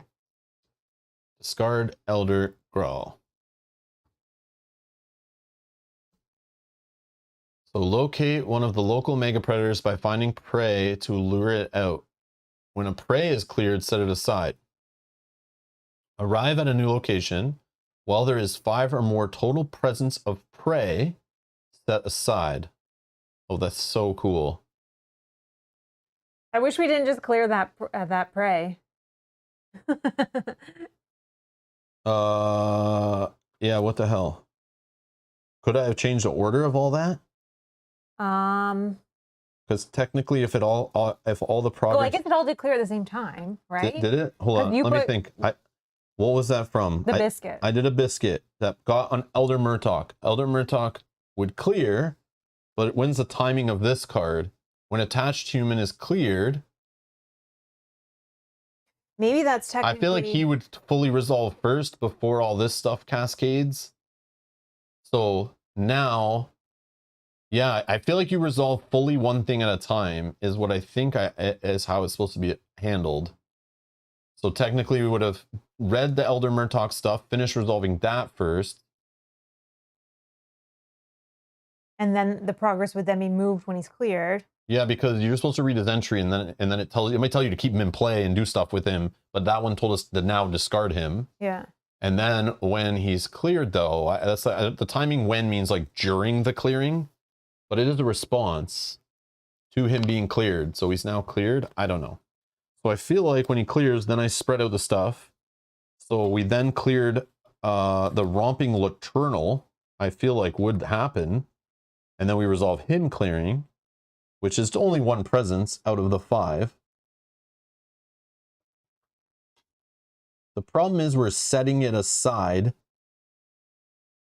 So we would have to, while we're here, like, I don't know where the set aside goes. I feel like since it's a side mission, we would literally have to get all the prey in one sitting anyway. So this is just going to sit here. Unless we sit here farming, which I don't even know if there's enough prey in this deck, in this location, to even deal with this guy. I would assume there is. But we're not going to get this done now, is what I'm thinking. Okay, it doesn't matter. But I'm going to set this aside, I guess. And we have 1 out of 5. But it says arrive at a new location, so it still has to be during the same day, I think. I just wish it attached to the card, right? So we like kept track of it or something. Yeah, it's weird. Yeah. Okay. But anyways, yeah.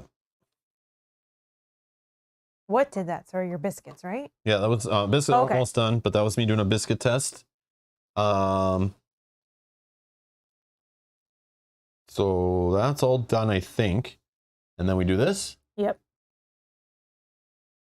If there are 2 active predators, exhaust them. Return 1 set aside prey to the collection. Oh. So if we're setting aside prey and there's predators out, they will eat the prey that we've set aside to make this mission harder too. Oh my God.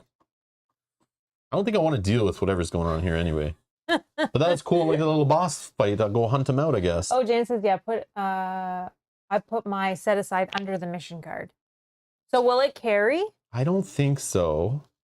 But this definitely attaches and I think stays with it, but I don't know. Darcy says, I wouldn't think you would clean up the cards set aside when cleaning locations, but probably when you clean up the end of gaming. Is that end? Yeah, because I thought it's like when you set back up, you just look at our mission list and we go grab this mission from the box. We've set it up.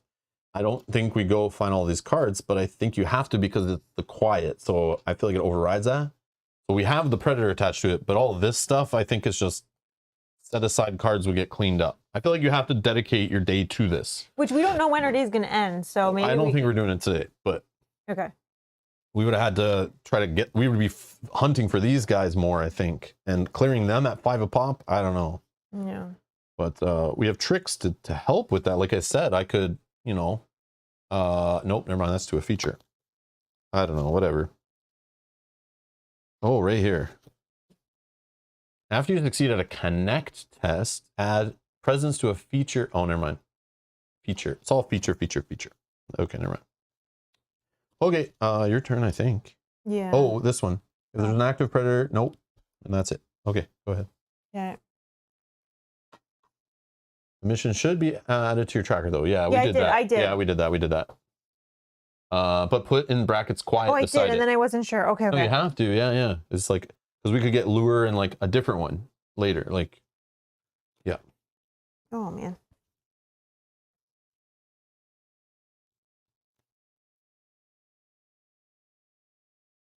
Okay. Brian says, thematically, you're not carrying the dead prey to the new location. It's not called Hillbilly Rangers. Or is it? Yeehaw. What am I doing? I think I'm going to do...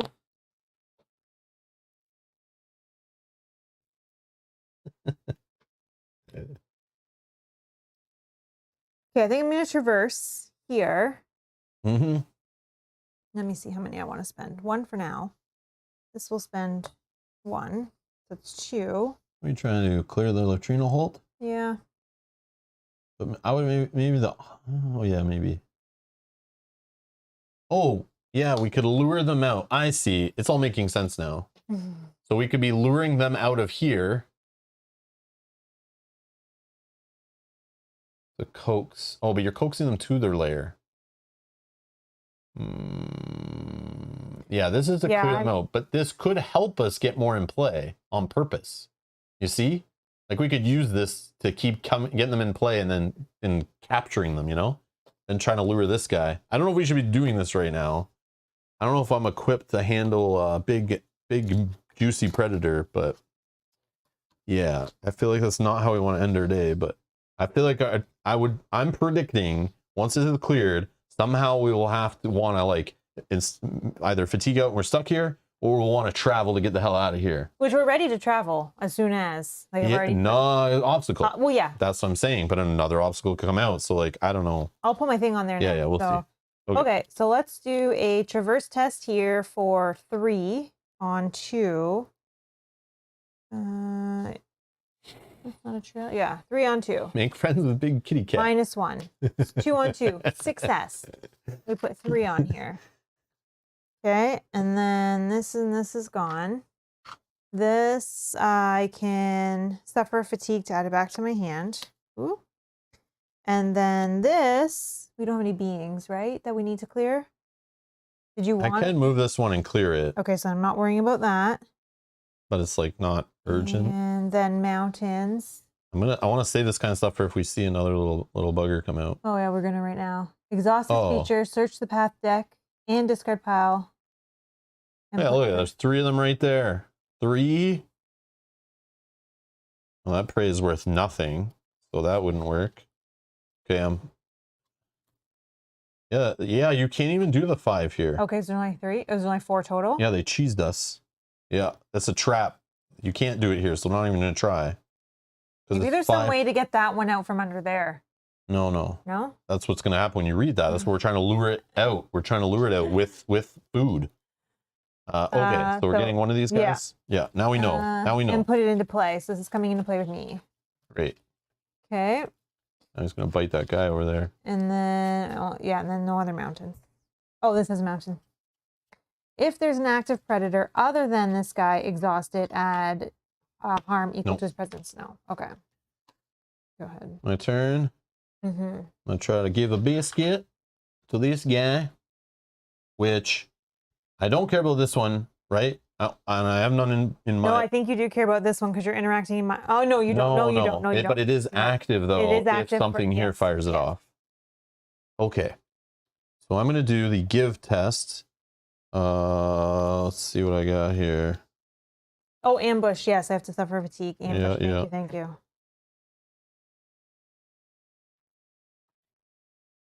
Mm-hmm.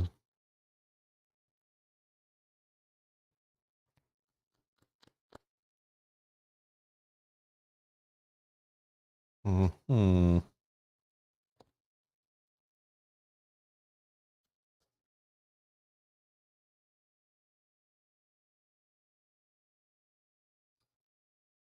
Three enough. Three enough. I don't want to fail it, because then I'm like, yeah. Let's do 4. Don't even mess around. 4? Yeah. -1. Okay. Didn't need the extra, but it's fine. Okay. So we pass. Biscuit goes here. 4 progress hits that. Clears him. But I don't know what fires off first. So I'm going to put the progress on him.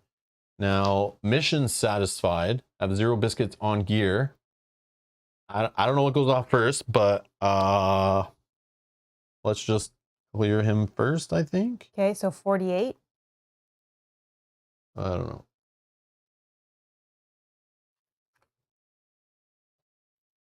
If helping hand is attached, nope. If you found the perfect fishing spot, no. Otherwise, Artel, harumps. Not sure what it is, but the fishing has been terrible for weeks. I think something spooked the fish in these parts. I can feel it. The angler appears contemplative for a moment. Actually, I've been hearing tales of some amazing fishing spots across the lake at the Golden Shore. Maybe all the fish moved up there. Would you be willing to accompany me? I'd sure appreciate an escort. What with the fish spooker hanging around somewhere. So do we agree to bring Artel to Golden Shore or not today? I'm assuming we just take the mission 2 and stick it there and deal with it later, right? Let's agree to help, I think. Yeah. Right? Why not have more things to do and we have toys? Oh, but it attaches to him. So Locator says... So yeah, these go away, I think. Well, Locator says the set-aside prey doesn't get cleared when you travel, just at the end of the day, so you would drag it with you. Okay. Yeah, and that's what I thought. We could drag it, no problem, but I just don't think we'll have time to, like, travel, go to a new location, find more prey, clear that prey, set it aside, deal with this, all we're, like, whittling out on our decks, right? Yeah. So I'm not worried about that. But maybe we don't help him. Like, I don't know. Let's just, what do you want to do? I'm down for whatever. I mean, we can help him and see what it even says. Yeah, There's no harm. It's an attach one, though, which I think is like, obviously when we clean them up. And so I don't write this one down, right? I don't know. It's a mission, right? It doesn't tell me to write it down. It's a mission. Well, let's see. Mission, helping hand. You've agreed to help this person complete an important task. Oh. Do not add this mission to the campaign tracker. There you go. If you do not help this person before the end of the day, the opportunity is lost for now. The attached being gains persistent, so they can stay with you. Okay. Yeah, that's neat. Okay, we're learning. We're learning. We're seeing stuff in the game. I don't want to look on the other side. This is good. This is good. We're seeing things. We're learning what's possible. So remove all progress from Artel. Oh, sorry. I already did and that. attach helping hand mission to him, and that's all we do. I'll put the biscuit back. Because it didn't say to clear the basket. The biscuit. You can save it for later. So have 0 biscuits on this gear. Read 1.02.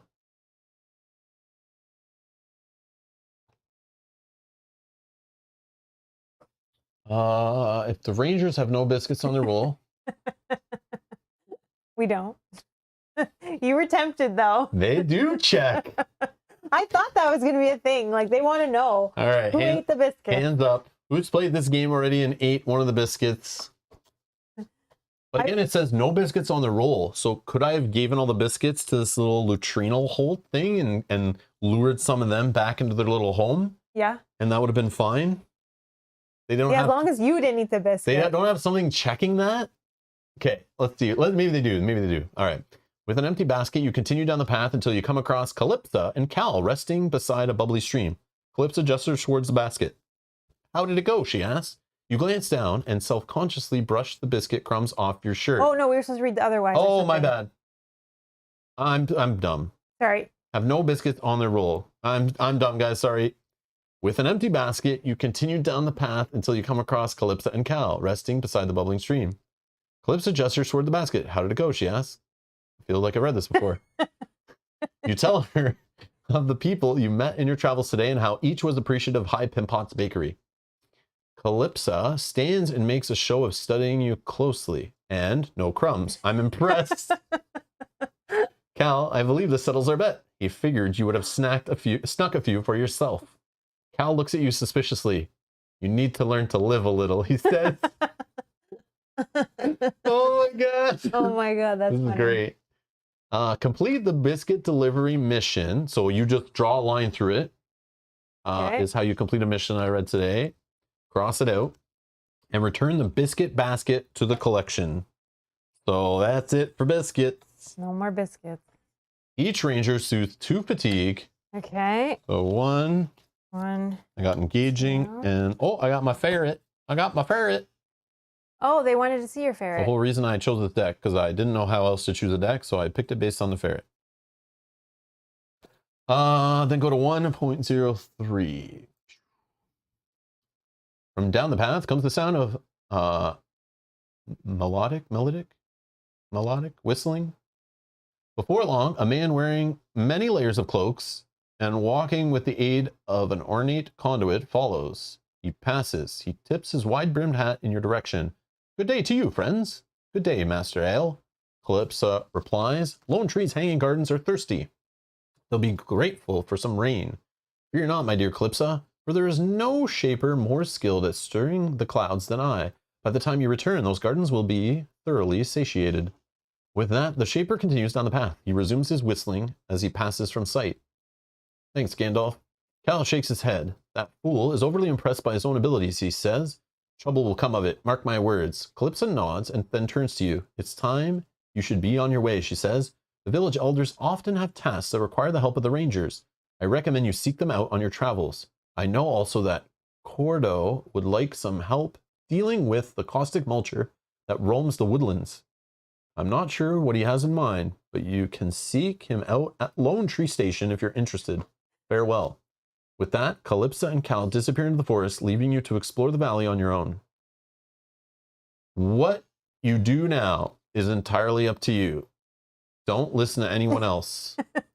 Just follow what you read, Rob. But this is very much what we were talking about at the beginning of the episode. You could, for example, spend time exploring the different path types to familiarize yourself with the flora and fauna, 7 continent. Or you could travel to pivotal locations on the map and delve into the path deck to find people in need of assistance and missions to complete, side quests. Take your time. You'll be called upon if there's an emergency, aka main quest. Now, you may end the day or continue playing. We're going to end the day. Yeah. If there was a chance to get the prey right now, but I don't want to risk bad things happening unless you want to try to help this guy. Well, I don't even know how. I think it was just clearing him, right? Or no, we got to go somewhere with him or something. You have agreed to help this person complete an important task. Do not add this what mission was to the campaign task? Tracker. The attack. Do I flip it over? Hold on.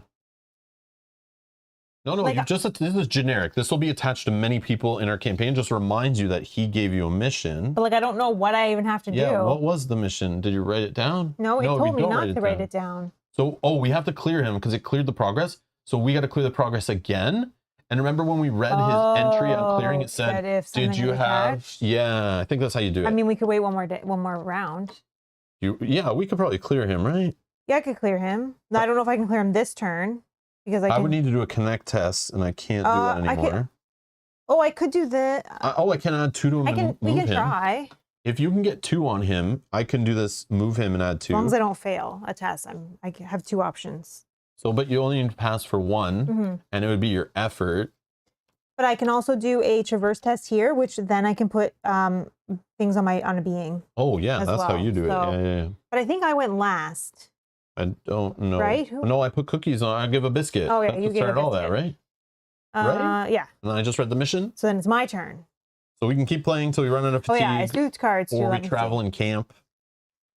Or we get injuries. Well, I do want to do this mission if we can. Yeah, let's do it. And then we can just end the day after There's that. too much to do. I'm now super overwhelmed. Okay. There's too many options. Too many things I want to do already. From this guy, but that's fine. So I think I will. Oh, I could dodge him actually. So I'm going to do a traverse test here. I will dodge by exhausting. When you perform a test, dodge one card. If you can dodge a wrench, you can dodge a ball. Dodge that guy. I'm doing a traverse test. We'll put in 2. Oh, he wants to go to Golden Shores. Is that what it said? But how are we supposed to remember that? How am I supposed to remember that when I already forgot it. Are we supposed to write it down in, what's that other thing? Notable events? Should we have written that down? I don't know. It didn't say, so I didn't realize. Okay, what was the entry? On 48, right? Yeah. Let's dig. Sorry. Yeah, I guess Let's figure it out. Because it might be a waste of time. Like, you might not be able to do it.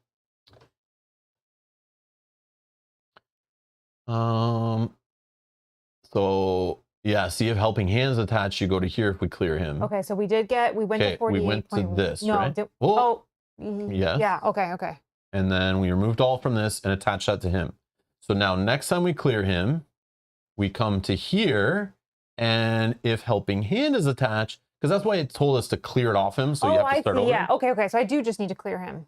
Yes. Okay. Which maybe then he'll give us the real mission. The real mission, right, okay. Because gameplay wise, like I don't know, you have to do it today, but like what do we do? There's no green box saying get him to here. Yeah. And do that, right? Yep. No. You're right. And yes. Do you have Vita in play? You still have somebody. Vera, yeah, Vera. Because maybe she gives you a mission too. Yeah, true. And she just needs one more connection. Okay. So you go first, you see what happens, because if you can clear him yourself, that's fine. I'll use Doggo to lick Vera's face and give her some progress. I'm gonna put this in. And I can't use that. Okay, so we're doing a 3 on 2. Here. When a ranger performs a connect test, I could help you also. Oh, I'm not connecting yet. This is any ranger, it says. So I can help you on connect test, which I just realized. And I'm just sitting here collecting dust. Yeah, I can help you when you traverse as well, but it's kind of like we do our own things. Why didn't you tell me that? All right. Fitness test. Go back to 48.6 and read the red text.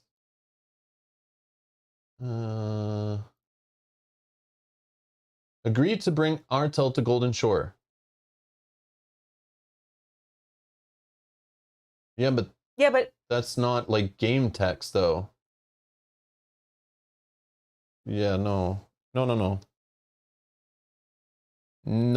So it says agree to bring him to Gold Shore, but like should I be noting that? Like I'm just making up that that's the mission requirement? Like, where am I writing that? Where's the box that triggers at a certain time when that happens? I'm calling BS here. So here's what I would do. I'll poke and see is if Helping Hands attached. So if we clear him and then we read 48.4, we would read this. Is this the fastest route to the Golden Shore? Agree to keep accompanying him, remove this from him, or send him home, discard him and return Helping Hand to your collection. Okay, like spoilers, but like I don't see. So we clear him again. Like this is how I think it works based on like what it's showing me, like and it's still attached. Mm-hmm. But like, we would have to find the perfect fishing spot. That's not part of this. That's part of probably the mission that we're trying to help him with. But where does that tell me? That's when he enters play if you found the perfect fishing spot. Like, I just don't get how this checks. You need to keep him in play until you get to Golden Shore. Oh, I see. So if we end the day, he's leaving, right? Yeah. So this is saying we could go. So guys, what did you do in your game? Did you write somewhere? I know. She can travel us across the water to Golden Shore. Yeah, I get that. But like, how am I supposed to remember even now? Like, we attached a card to him. Like, you're right. go back to his speech from that entry. Oh, did it tell us to write it in? No, but I think maybe because you're Oh. doing it right now, I think it just assumes.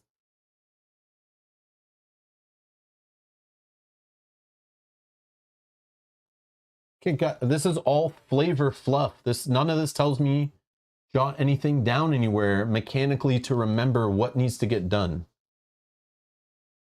I guess that's what we could use in notes for, right? But it's not a notable event. But I guess we would say like agree to bring him to Golden Shore. This is kind of lame, guys. This is like really lame, actually.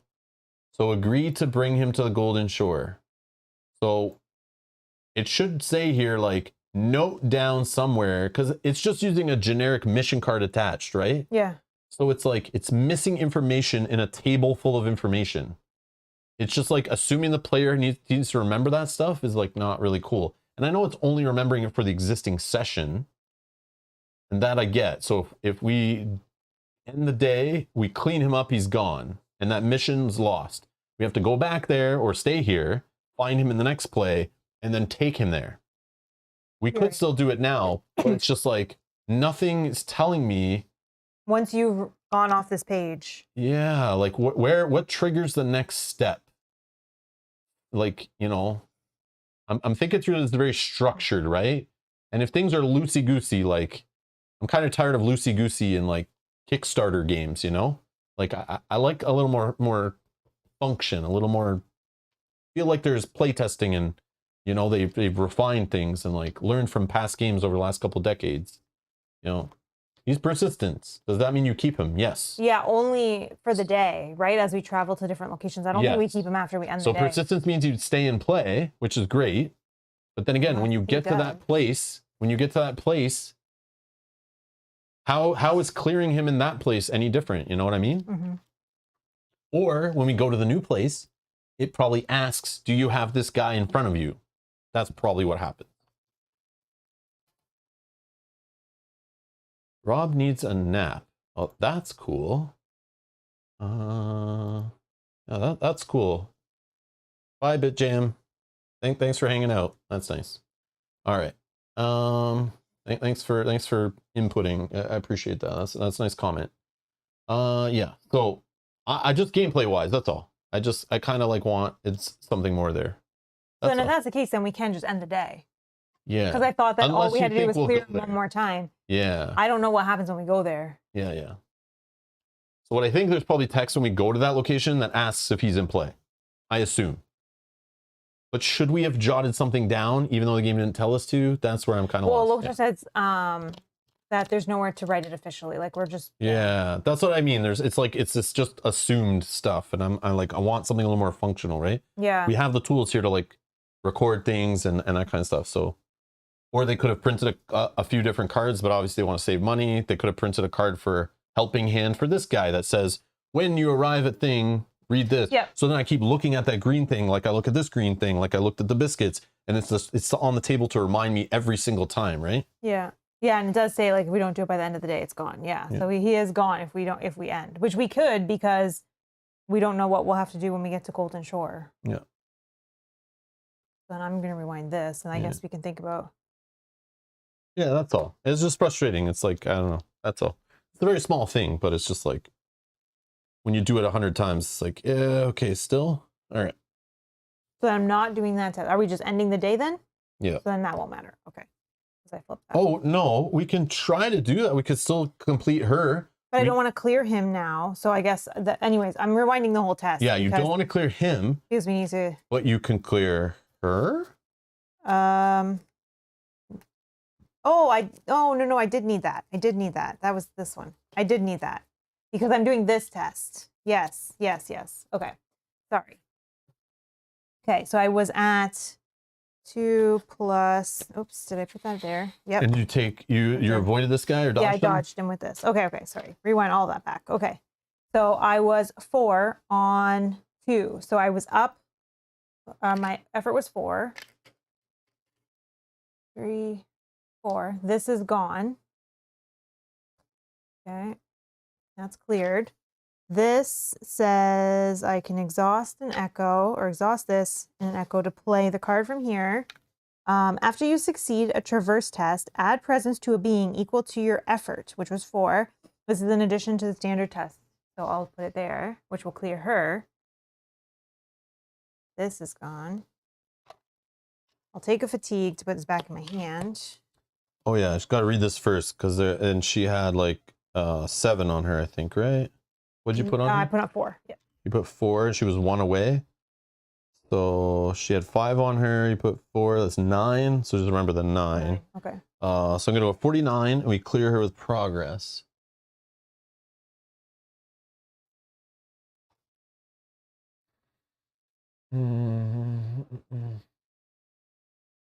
We didn't save her. You move down the shore to find Vera cleaning the deck of her longboat. She looks up and sighs. You ready? You may immediately proceed to the travel phase of the round. Ooh. Oh, but there's still an obstacle probably. We can't, right? Or does she ignore them? I don't know. Because we could... okay, hold on. You may immediately proceed to the travel phase of the round. If you do, you can travel to one of the following locations. Lone Tree Station, Golden Shore. Aatrox Mountains also attached? Can you show the map? So there is more than just what is on there. Oh, I wanted to find it before. Right up here. Oh, okay. So that's considered also on the lake, Aatrox Mountain. Oh, I wouldn't have guessed that, because then why is that one not counted? Won't ask questions. It's fine. We won't ask questions. It's fine. Cool. You immediately proceed to travel. Use the lakefront terrain type when building the path deck. If you choose to travel this way, discard the current challenge card and do not resolve the remainder of this test. If you choose not to travel, discard Vera and resolve the remainder of the test as normal. So here's my problem now too. If we asked her this, we could have discarded an obstacle and applied progress to her. That would clear her and there'd be no obstacle. So are we screwed right now and can't travel because this obstacle is in play? Or does she get around that? That's another question. That one's discarded. Oh, okay. Sorry. Yeah, I feel like we're not allowed to travel if there's an obstacle, and I don't know. So we just broke it then. I think you're not allowed to travel. So like we can't travel. So it's like we kind of want to finish her with this test. So like you could just put your progress somewhere else. I don't know, but yeah. Ofer says technically it has been ruled that they do block any travel, but lots of talk about it. I would just travel this time and learn for the future. No, we'll not travel. We'll not travel. It's fine. Well, I'll put my progress on this guy then. Yeah, that's fine. Yeah. Which was 4. So she had 5 on her. Yeah, because we could still do this properly then, right? We could still do this properly. So we were at 5 on this. So just 1 away. This one's 1 away. Oh, and okay. This, I believe, is... Yeah, I could use a dog even. I could use a dog at the end of your turn even to clear this. And we could still have everything all good. Okay, then I have to do this. So I have to suffer fatigue. Fatigue from the sun. This one, if there's another guy, there's not. No. And that's it. Okay. Okay, so at the end of your turn, I'm going to exhaust this, add 2 progress here. Actually, just flip this. No, we don't. But that will clear it, no? Oh, yeah. Never mind. Man, I'm losing it. You can clear this one. Oh, yes. Sure. Yeah. Yeah, you can clear this guy. Yeah. And then we can put it with that guy. Oh, yeah. Just so it's out of the deck. Okay. Yes. And then we can do this test to get in here. I can possibly. So is that your turn all done? Yeah. Oh, yeah. And I can't do this test right now, but that's fine. I can do it next turn maybe. You can do this one. Try to get. Let's clear the obstacle. Oh, yes. Okay. You want to? Sure. Focus.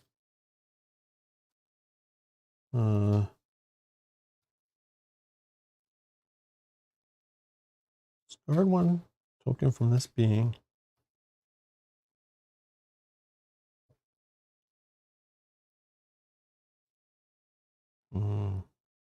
Need this guy to connect.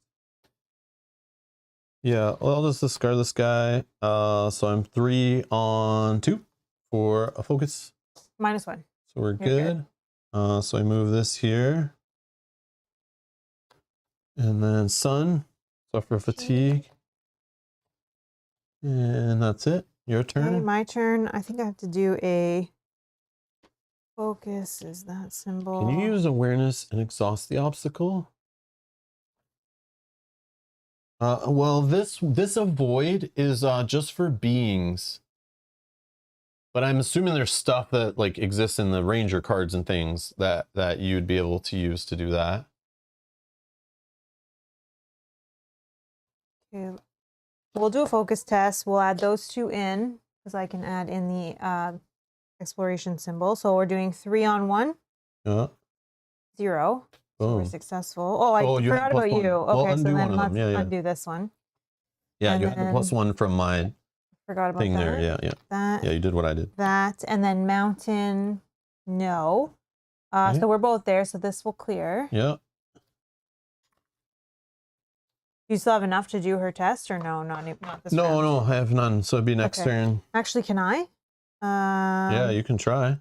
Connect. I don't have any hearts, but you can give me an extra one, right? Yep. If I did a 2 and just hope. I'll exhaust this to give you 1. We'll just try it. 2. You have no cards to play? Not hearts. Okay. No, we're just gonna hope for a 0. We got it. Oh, it's a 3 actually. Oh. You're trying. So you're not connecting. You need to be doing this test. Oh, okay. Yeah, we're screwing up again. Let's rewind that because I thought it was only a 2. No. Did not know. No. But you told me you're doing a connect test. But again, I did it too, where we're not trying to connect with her normally. We're trying to do this ask test on her, which needs spirit, and it's a 3 to pass. But we could have just connected normally. It would still clear her, no? But we already did that, and that's what led to us realizing, oh yeah, but the obstacle's gone. Oh my God, so much is going on. So that still works. Because that would put 2 progress on her and she's gone. Done. Yeah, exhausted. It did say don't worry about the rest of the test. I'm so lost. I kept thinking there's obstacles still there and we're trying to do this still. No. I'm focused on this one play and it's all changed now. The world has changed. So we're good. Okay, cleared. And it just said forgo the rest of the test. So the card I had in there, I don't know. Cleared. So you were connecting with her for effort, right? Yeah, 2 more? 2 effort, yeah. So she's 1 over? Yep. Okay, so she has 7 on her just in case that matters. Okay, 49. Wow. I'm confused. Okay. 49. We go here, right? Mm-hmm. We read this. We know all this stuff. Now, when we want to go to Golden Shore, right? Yes. Okay. So we're going to travel there. We're going to use the lakefront terrain type. So we're going to go through a whole travel thing right now, right? Yes. Okay. So we will clear everything in play. This guy's persistent, though. This guy's persistent. This is not persistent. No, but this stays in play. Yeah, this stays in play because it's in my play area. Not a path card. Okay. That is good. That's good. Yep, those stay. This is good. This is gone. This is gone. Okay.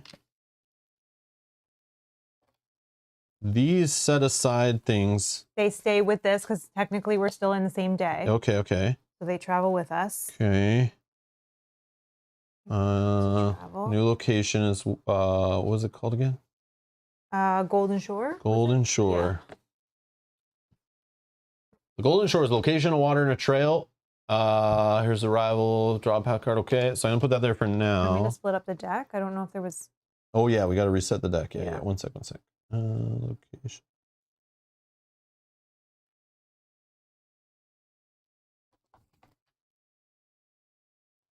Okay. This deck gets split up into its 2 decks. I need to find what is that? Am I told to use Lakeshore? Oh, lakefront.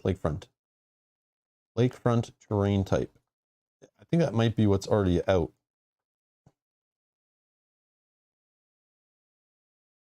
No, it's Lakeshore that's out. Is Lakefront different? Or is that a typo? That's might be a typo. Yeah, there's no lakefront. Yeah. Yeah, I use the Lakeshore. Yeah, there's no lakefront, so we're gonna use the Lakeshore. Okay, which is the one we already are using. Oh. Right? Yep. Yeah. Oh, that's annoying, but we don't need these, I'm assuming. Those are the people from... Yeah, because we're not there anymore, so this will go back to the pivotals. But then the next one's a pivotal, right? No. Yellow or no? No. Oh, it's not. So it's just random Valley deck stuff, right? Yep. We're going to find some random people there. Cool. Or things. I don't know. So I go Valley deck. Yeah, Valley deck.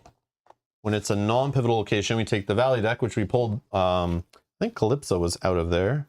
Oh, yes, one was out of there. Yeah, Calypso was out of there. So we shuffle this up, actually. And these are like the random people that could be just roaming around the valley, right? So that's cool. And then I think we take 3, right? Yep, we take 3 of them. It's so neat. Yeah, yeah. So in like your playthrough, you could run into somebody in a totally different spot than in our playthrough. Cool. 1, 2, 3. Okay. Don't peek. Shuffle those in. That's cool. All right.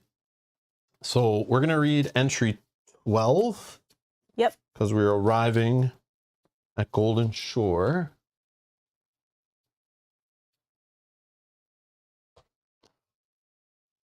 Perfect. Oh, there you go. If he's in play, he is. Called it. I just went, yeah. Okay. Artel nods approvingly. Look, that little tucked away spot under those trees. It definitely feels better, don't you think? If nothing, nothing spooking the fish around here, I can tell. Artel pulls one of several collapsible fishing poles out of a long conical tube. Here, never let it be said that I don't pay my debts. He's a Lannister. Besides, how many vaulting rods does one person need? Gain the Artel's vaulting rod reward card. OMG, we got our first reward card. Yes. The addiction begins. Discard Artel. Return helping hand to the collection. Record. Found the perfect fishing spot, which we know from talking to clearing him in the future. If we found the perfect fishing spot, a whole different thing will happen. That's cool. Okay. Cool. I like a lot. All right. So he is clear. Discard Artel. He goes back to the pivotals with the rest of his pivotals. All right, we found the perfect fishing spot. Beautiful. Found the perfect fishing spot. And then we get the vaulting rod. Vaulting rod. Oh, I guess you have to search. Yeah. 1 sec while I search through 4,000 cards here. Hold on. Which is not a bad thing. I'm going to try to look at without seeing other stuff. Yeah, no spoilers, eh? Artel. Oh, yeah, we get both cards, right? So these will go unlocked into our rewards. We don't get them right away, right? Yeah, we just gain it to the unlock. So it goes in the divider, which just fell in the box. Dang it. Oh, we should write the reward card in the there's a spot on the campaign log. Yeah. So if we ever forget what's in decks and what's available to us. So again, we have the divider for unlocked rewards. So look at all the rewards. I mean, I have the lingering injuries here that you could get if you end the day with injuries. But that's only like 8 cards. All the rest are reward cards from this thing, which is nutty. So I'll put those. So look at the 3 icons on it. Oh, exhausting obstacle. I like this.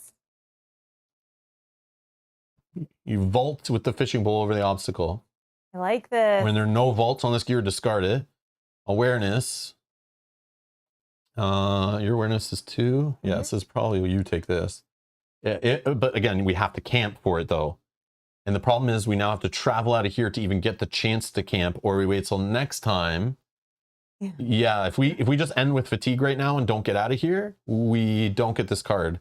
So this card is now just unlocked, and we could unlock like a whole bunch of these, and then between only when you camp after traveling, you then can take 1 or 2 copies of this, but you have to take 1 or 2 copies of something else out of your deck to switch for it. But it starts making your deck more powerful as we go. Well, hopefully based on this deck, we don't have any animals in it, or we have only like whatever was left. Oh. This should be easy for me to get through. Ideally, we'll see. Janet says, yes, this game was worth the delay. So good. I know, like this is like, again, it's just like the card game version of all those RPG games I keep mentioning, how they hook you. Like, I'm such a sucker. Like, I played through the whole first Red Dead Redemption.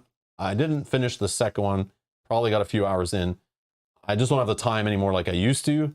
But there was a time I played through Fallout 3, Breath of the Wild, like a bunch of the Grand Theft Autos over the years. I played a bit of one of, oh, I forget. There's so many. Skyrim. I went through Skyrim. All these games, right? It's like once you start like unlocking things and gaining things and doing a couple side quests and beefing yourself up, and you're like just like exploring the world how you want to explore it, and just like your adventure is different than someone else's. I love that stuff, as you can tell. Because there was 3 options there that we could have went to, and not everybody may have gone this way. Yeah, I know, that's what I'm saying. And on the first day, like I don't know. I feel like that's good. I feel like we've gotten a lot done on day 1. Oh, it's an aid card for Rob's ferret. Oh, that's good, because I don't have aid cards that he can help me with. Why is she still here? She should be gone though, right? Yeah. Yeah. Oh, yeah. So then she is in the other. She's not in this deck. She's away. She should be gone. I think because there's like it didn't tell us to like clear her. I don't think, or whatever. Maybe it did. I don't know. I'll just put her back. Okay. So rival setup is Lean Ranger draws a path card. Fresh blue kelpweed. So it's one we could wrap to get injuries dealt with. And if there's a romping laternal within reach, it escapes through the weeds. Move it along the way. So cool. I think everything should be ready though, probably, right? Well, I don't know, because it's like you're still in the middle of a turn, right, when you travel, or no? Well, no, normally you're not. It's only after you rest, you then travel, but that let us skip right to the travel. So I left everything as is, but you're right. Janice said I started way back with King's Quest. I know of King's Quest. I probably played other ones way back in like the 90s, but I don't remember. There are ones I played on like PC and stuff. Obviously, like the original one that hooked me, like blew my mind, was the original Legend of Zelda on the Nintendo. I remember like at recess discussing it. I remember drawing maps. I remember like borrowing paper. My teacher would give me big giant paper and I'd take it home and I'd be drawing the maps, bringing them into school, staying after school, and like all of us would be taping stuff together and like trying to, like, there's no internet. We didn't have all Nintendo Power yet. We were like all obsessed with everyone to come and share their secrets and be drawing on this giant map we were making in class. The teacher like totally was with it. She was like, totally let us do it too. It was like, yeah, use school resources to like, you know, solve this video game world. And it was like, that changed my life, man. That blew my mind. And that was the original one. And that's what like Breath of the Wild is based off of, and all these other games are kind of, I know there's probably games before that, but that was like the mainstream one that like, you know, what is that, 1986 or whatever? Everyone kind of had that one and the gold cartridge, and blew everyone's mind. It was just, you could go anywhere and do anything. Like, you know, King's Quest was 1980. So what you're saying is that game is as old as I am? Holy, holy. No, I'm just joking. Okay, King's Quest 1980, cool. So after travel is refresh. So we would refresh after travel here. So yes, so we would be readied. Draw a card. And obviously all these games are based off of basic like RPG games that were popular in like the 70s or whatever, right? Like that's where they're all drawn from, like tabletop gaming before they became digital, right? At least that's what my understanding is. Like all of them have drawn from like Dungeons and Dragons and stuff. He says Legends of Zelda was the first game with a battery backup for data. Yeah, changed the world, man. It changed my whole world, blew my mind. Yeah, I didn't have to write down codes on everything and remember which code was for which. Oh crap, I left that paper at my friend's house that had the code for where we saved it. Oh no. Oh, weather refreshes. Add a cloud, but when there's 3 clouds, we flip this card. Yes. So we're going to add 3 Oh, it's clouds. a perfect day. Go back to a perfect day. And you need to just fill this up here. Oh, okay. And then... So we should each be drawing a path card now, like to start a new turn? Yeah. Oh, and you did this one already, right? Yeah, I just drew that. That's what I got. Looking at the fresh kelpweed. Oh, look how pretty this is. We can do a spirit plus what's it called again? We can contemplate. You can just sit there at the side of the water. Reason, yeah. The rhythmic waves as they lap the glittering shoreline to soothe one fatigue for every 2 effort. Oh. So there's a place to come and chill and heal. Yeah, seems like it. And we just need to get 6 on there, and then we can... So here's the crazy part. This is what I'm just realizing. Pass me the map. Yep. So what I'm seeing here is we could start our day in Lone Tree Station, talk to some people, for example, in a play. Then we go here, and maybe some stuff happens where we get bit by like a wolf, and we start getting injured or hurt, or just running out of effort and fatigue or whatever. And we want to then go here, but we're like, man, let's stop here now that we know about this place because we know we can get a whole bunch of our fatigue back into our hand to then be ready for when we travel here. Yep. But then we risk going across the lakeshore and dealing with the stupid water ferrets biting our ankles. But they're not that bad. I know, it's just funny, right? Yeah. Like, see how we're already learning about like what is in this area and what lives here. Like, but the cool part is you could travel from this direction to this direction, and now you have a whole different environment that you're seeing on your journeys, and you're not seeing the little fishy marmots, you know? Yeah. The laternals or whatever. But it's like you start to understand like what lives in that area. Oh, Locasaur's got a good point here. I did not know this. Easy rule to miss. Weather token stay when it flips. So if you don't build up a bunch of clouds before it flips back to perfect day, you would have more easy turns. Okay, so we actually have so we had 3. I see. Okay, and now we have 6 clouds. Okay, I didn't know that. I don't remember reading that. But it's easy to miss it too because it all talks about when there's no tokens, flip the card. And then here it's like, if there's 3, flip the card. But nowhere it says clear them, right? Yeah, I guess so I just kind of instinctively I just did that. Yeah, because I think it's the first one we learn about is about clearing and then flipping. So it's like you kind of think that's the way it works. No 3 because you had 3 before it flips. We only put 3 clouds on when it comes into play, I think is what is happening. Oh, I see what you're saying. I see what you're saying. I see what you're saying. So the first time we... Not every time you flip it. Yeah, I think so. I see. Yeah. Got it. Sorry. So it's just like a way to reset it with 3 new clouds, basically is what the other side does. Okay. Which is But neat. I guess you could take a couple turns adding more clouds to refresh. I get it. Yeah. I get it. Yeah, you can have like 4 or 5 potentially. And then it flips. Cool. Okay, sorry. Yes, path cards now. Path cards. Ranger cache. Oh, loot? No, I'm just kidding. What did Jon Snow leave for me in this Ranger cache in the north? Awareness, search the cache for useful gear to move your token to this feature. Then you may search your deck for gear and equip it. If you fail, move your token to this feature and you may add 1 token to one of your equipped gear. Clear. Each ranger shuffles 2 cards from their ranger discard. And so it's a way to get like gear. This is like to find and refresh gear. Or just to get cards back in your deck. But we're going to read about it before 79. Right? Yep. It'll explain caches to us.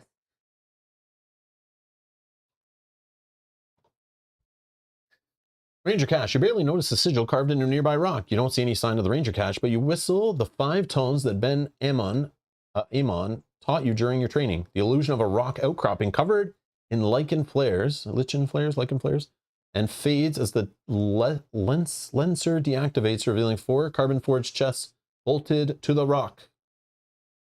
Cool. So this goes up here. Your card. A carnivorous naiad. It's a predator. Predator, flora, and water. It's a feature, but it's also a predator. Look how big this guy is. 6 and 9. Whoa. What the heck? You cannot move your ranger token except with the following tests. Fit. Pull yourself free of the constricting lakeweed to add harm to this feature equal to your fit aspect and remove your ranger token from this feature. So he steals your ranger token is what I think's happening here. Oh, in the sun. The ranger with the most fatigue must discard 1 awareness or move the ranger token as feature. And then if the other one pops, if your ranger token is on a water feature, which that's what he is, the naiad stabs you with its teeth, suffer an injury. We need to exhaust this thing and get rid of it. This is terrible. This is... But it is a predator that could go under our lure. We want prey. Oh, prey. Oh, man, I thought it was predator. We want prey for the predator to lure the predator out. Yeah, that makes sense. Okay. Crazy. Crazy. We need to get rid of that thing. Huh. So I have ways of moving stuff. Now we lost all our people with presents on them, but I don't even think I have those cards anymore, actually. Okay. So we are just trying to what? Clear this so we can camp, I guess, right? Yeah, that's pretty much it, right? Yeah. But to go after that, There's no obstacles, so we would just take. But you'd have 3 fatigue.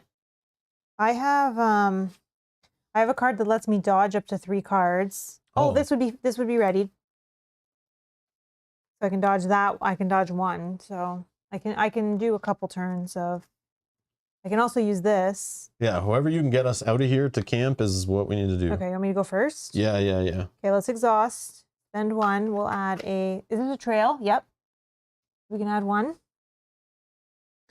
Then let's. I want to spend my boots, or I need to play boots first. Let's discard these because I don't have room to play gear. Let's put those into play. So this is, after I play a moment, I soothe 1 fatigue. Because that'll be a moment that I play. Okay. Sorry, go ahead. Do that. You don't have any way to exhaust that thing, do you? No, but I can reduce its presence by 1. Okay. By surveying the land. I don't know. Is that what I want to do? I mean... Sure. I'll attach this by spending this, putting a token on here, and now this is only 1 presence, so at least it doesn't fatigue as much. I don't know. Okay. Then I will do a traverse test. I think I'll go all in on it. 1, 2, 3, 4, 5, 6,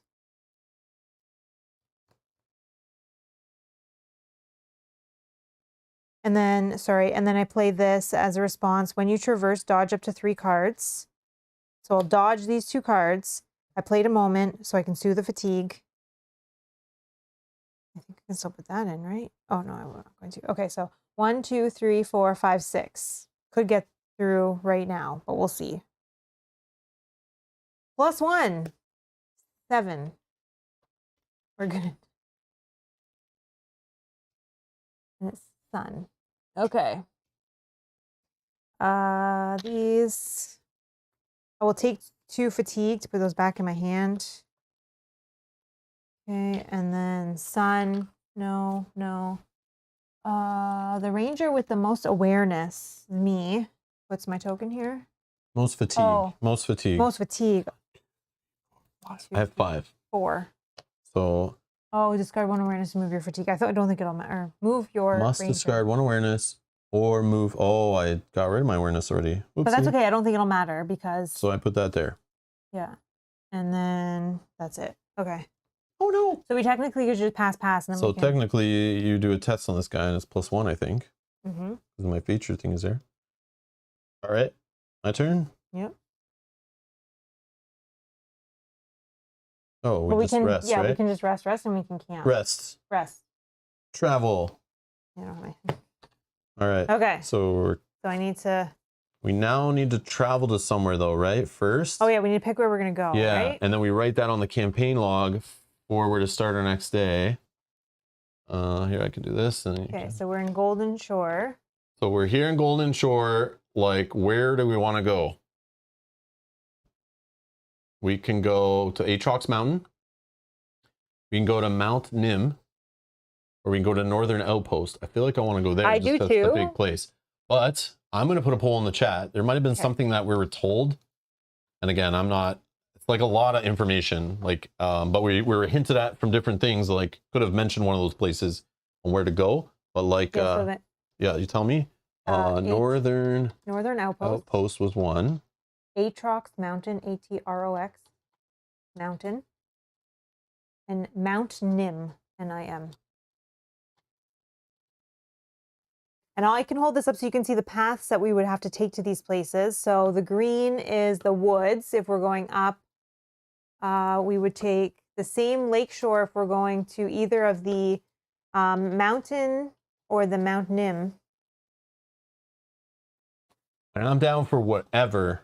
I'm down for whatever. This place just is interesting, right? Because it has probably specific people here that we could go and get. Yeah, because that's what it told us, like, go talk to people. But it also told us, like, you go wherever, like. Yep. And we could go around to get to the same place. And also, if we go there, that could, we might be able to find the prey to do this lure thing if we care. I don't know if we do want to do that. I don't know if that's a bad thing. I don't know. But there is a poll in the live chat. If you're just joining us or it's the first series you've watched, there's another poll in the live chat. You can vote, decide where we're going. We're down. Like, you guys can drive with us. It's all good. I'm down for whatever you want to see or what you think, or based on what you saw, or maybe you played the game before and you're like, I want to see what happens when you go this place I never went to. Like, however you want to vote, it's all good. Even if you don't know what's going on and one place sounds cooler than another based on the name or the art or something, go ahead and vote. It's all good. We don't mind. We're down. Down for whatever. So definitely these are gone then. So these will not be set aside anymore, but we might still need this set, right? Depending on where we go, we could need the lakeshore set. Yeah. So I'm going to separate it anyway. If we go, oh, the Ranger cache was a Valley card. I see. So we could find this cache anywhere. Any non-name place. Yeah. That's so cool. This is mine. I thought it was just people roaming around, but it's actually like other things. That's cool. Actually, I think these are all discarded now, right? And like we reset. I'm pretty sure, yeah. Yeah, persistent doesn't matter after. And then yeah, you literally just, it's all about writing on the end of day though. Like you have, you'll put our location, you'll put our current position, which that's why you write in pencil, because you will need to change that, and the current terrain that it's attached to. So you know what to set up, yeah. Now, yeah, we didn't. What do we need? Rangers. I don't think that matters. Like, we're not running multiple campaigns, so you don't need to write all the different Rangers. I can, but... Nah, it's all good. But they do have online printable deck lists. If you were to, like, your collection of cards, you played your own campaign with people, and then you're, like, in the middle of it, you kind of stopped and want to join someone else's campaign, you could like disassemble your cards and have like deck lists printed out that you remember like what to put together, which cards for playing in which campaign. Wow, they thought of all this stuff. Yeah, it's crazy. Yes, one thing's for sure, we're going somewhere else. Or we're going somewhere, yeah, we're going somewhere. Yeah, because we had to travel, right? You can't just stay where you are if you're traveling, and that's the only way to camp is after a travel. All right, I'm gonna end the poll. Thank you all that voted. Thank you. Northern Outpost, 80%. Okay, so to get to the Northern Outpost, we will be traveling on the woods. The woods deck. So I need to grab the woods. I'm going to put back Lakeshore, which is somewhere in here. Yep. And this will be pivotal. So woods was the original one we played with, right? That was like the learning one with the bucks. Yeah. Yeah. The doggies. Yeah. Okay. Oh yeah, I guess I don't need that right now. That would be when we set it up next time. Duh. Which will be Saturday. I've already scheduled the next episode. You can find that in the playlist, linked down in the video description. And you can even click notify me on the playlist and you'll get a notification when it goes live. Or if you're subscribed, you can go adjust your alarm preferences, your notification preferences by hitting a little button beside the subscribe button. And you can turn them up and then you'll get notified when that happens. That's another way not to miss it. Or just make sure you're subscribed and check your subscriptions. That would be another way while we're playing this. And yeah. Mountains are dangerous. I figured mountains, like you have to like traverse things, right? Yeah. So it does. We need climbing gear for sure. Yeah. I bet that exists. Yeah. I mean, think of all the things in those video games and Seventh Continent and stuff and Sleeping Gods and all those kind of games that like, what do you need before you go to these places? Yeah. Logan says, you had a great first day. Good job. I felt like it was good, right? Yeah. So I'm trying to think if anything didn't happen. There was clearing of... So we didn't do the lure thing, but I'm okay with that because we realized we couldn't get it done anyway. Mm-hmm. But I will try to think of like, what could we have done and what did we miss out on? But the cool part is in this game, most of it we can just go back and do it later. Like we could go back and talk to the people in that place. And there was the whole thing in the first location, the Lone Tree Station, where we could have gone up and asked to fly the thing. Oh yeah. But that probably just does what she did. The same idea? Yeah. Go, you can travel now to this place or this place. Like I thought it was fast travel. I still think it is, but It could just be something funny, or it could give us a reward card. Now we have the keys, and at any time you can use the keys to the flying thing. And here's the other thing. Who knows? This is just me spitballing off of what you're saying. I wonder when you use that fast travel, maybe they give you an easier path deck as well, right? Because you had an easy way to get there. I don't know. A lot of possibilities that could be in this game. And if they're not in this game, they're definitely ripe for expansion content. You could get nuts with this stuff. But yeah, I don't know. Cool game. I'm just like, yeah, we're just dipping our toes in. That was literally only the first session. And like, I want to play more. I want to see more. I want to experience more. I want to fill up that thing with different missions. I want to rock a whole bunch of them out and like see where the story goes. Yep. I assume now too that I cross off day 1. Yes. Right, because we're on day 2 when you end the day, you cross off the day, and then now you know the day we're starting at is 2. Still perfect day, so that doesn't change anything. And no story text. Yeah. Not till day 3. Yeah, day 3 we'll have to read a story entry. Same with day 4. So like, stay tuned. Stay tuned.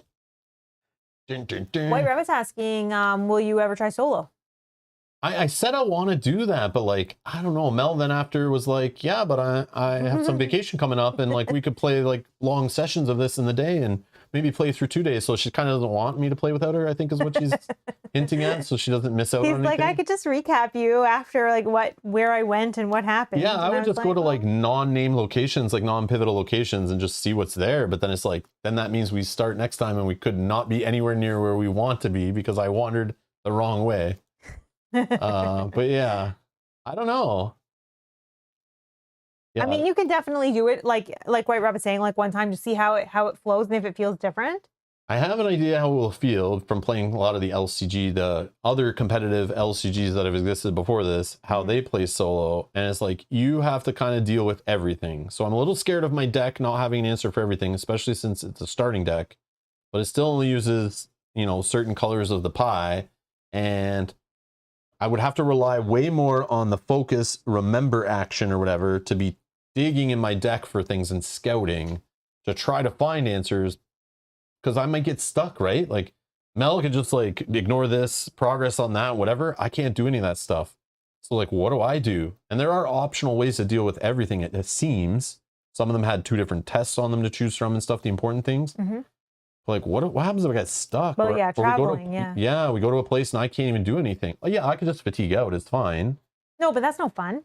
No, but I'll still try to get things done, right? I'll connect with people, unlock new missions, like maybe. Or maybe I bump into some people in the valley and something new happens, like find a side quest, try to push that. But yeah, if it involves travel, then I have to wait for you, which is fine. I think that's okay. I think I can pile up a bunch of missions and we deal with them later, maybe. I don't know.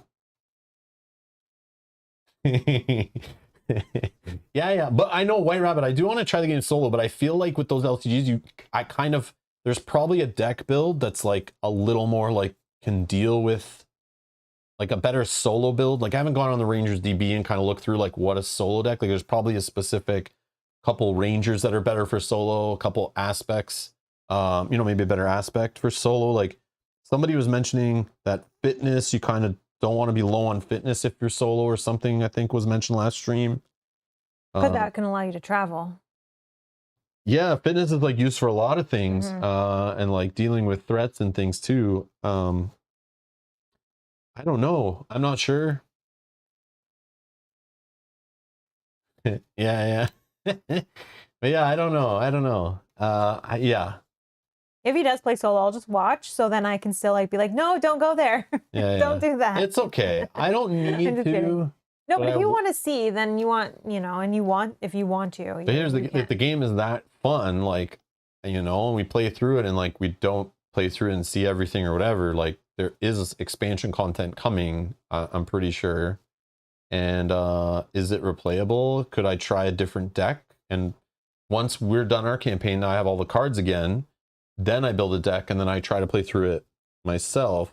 Of course, you'll see some of the same things and the main story is the same, I would assume, but who knows? I don't know. But maybe it's not, because missions seem like they're based on like what location, and at this point we can go to Those are side missions, I think. Yeah, those are all side missions so far. Yeah. I don't think we'll get our next story mission until day 3. When we read that entry, it'll throw us at us like, here's what you now need to do. After you dilly-dallied just getting out of ranger school. You're now ready. There's a big thing going on. Go deal with it.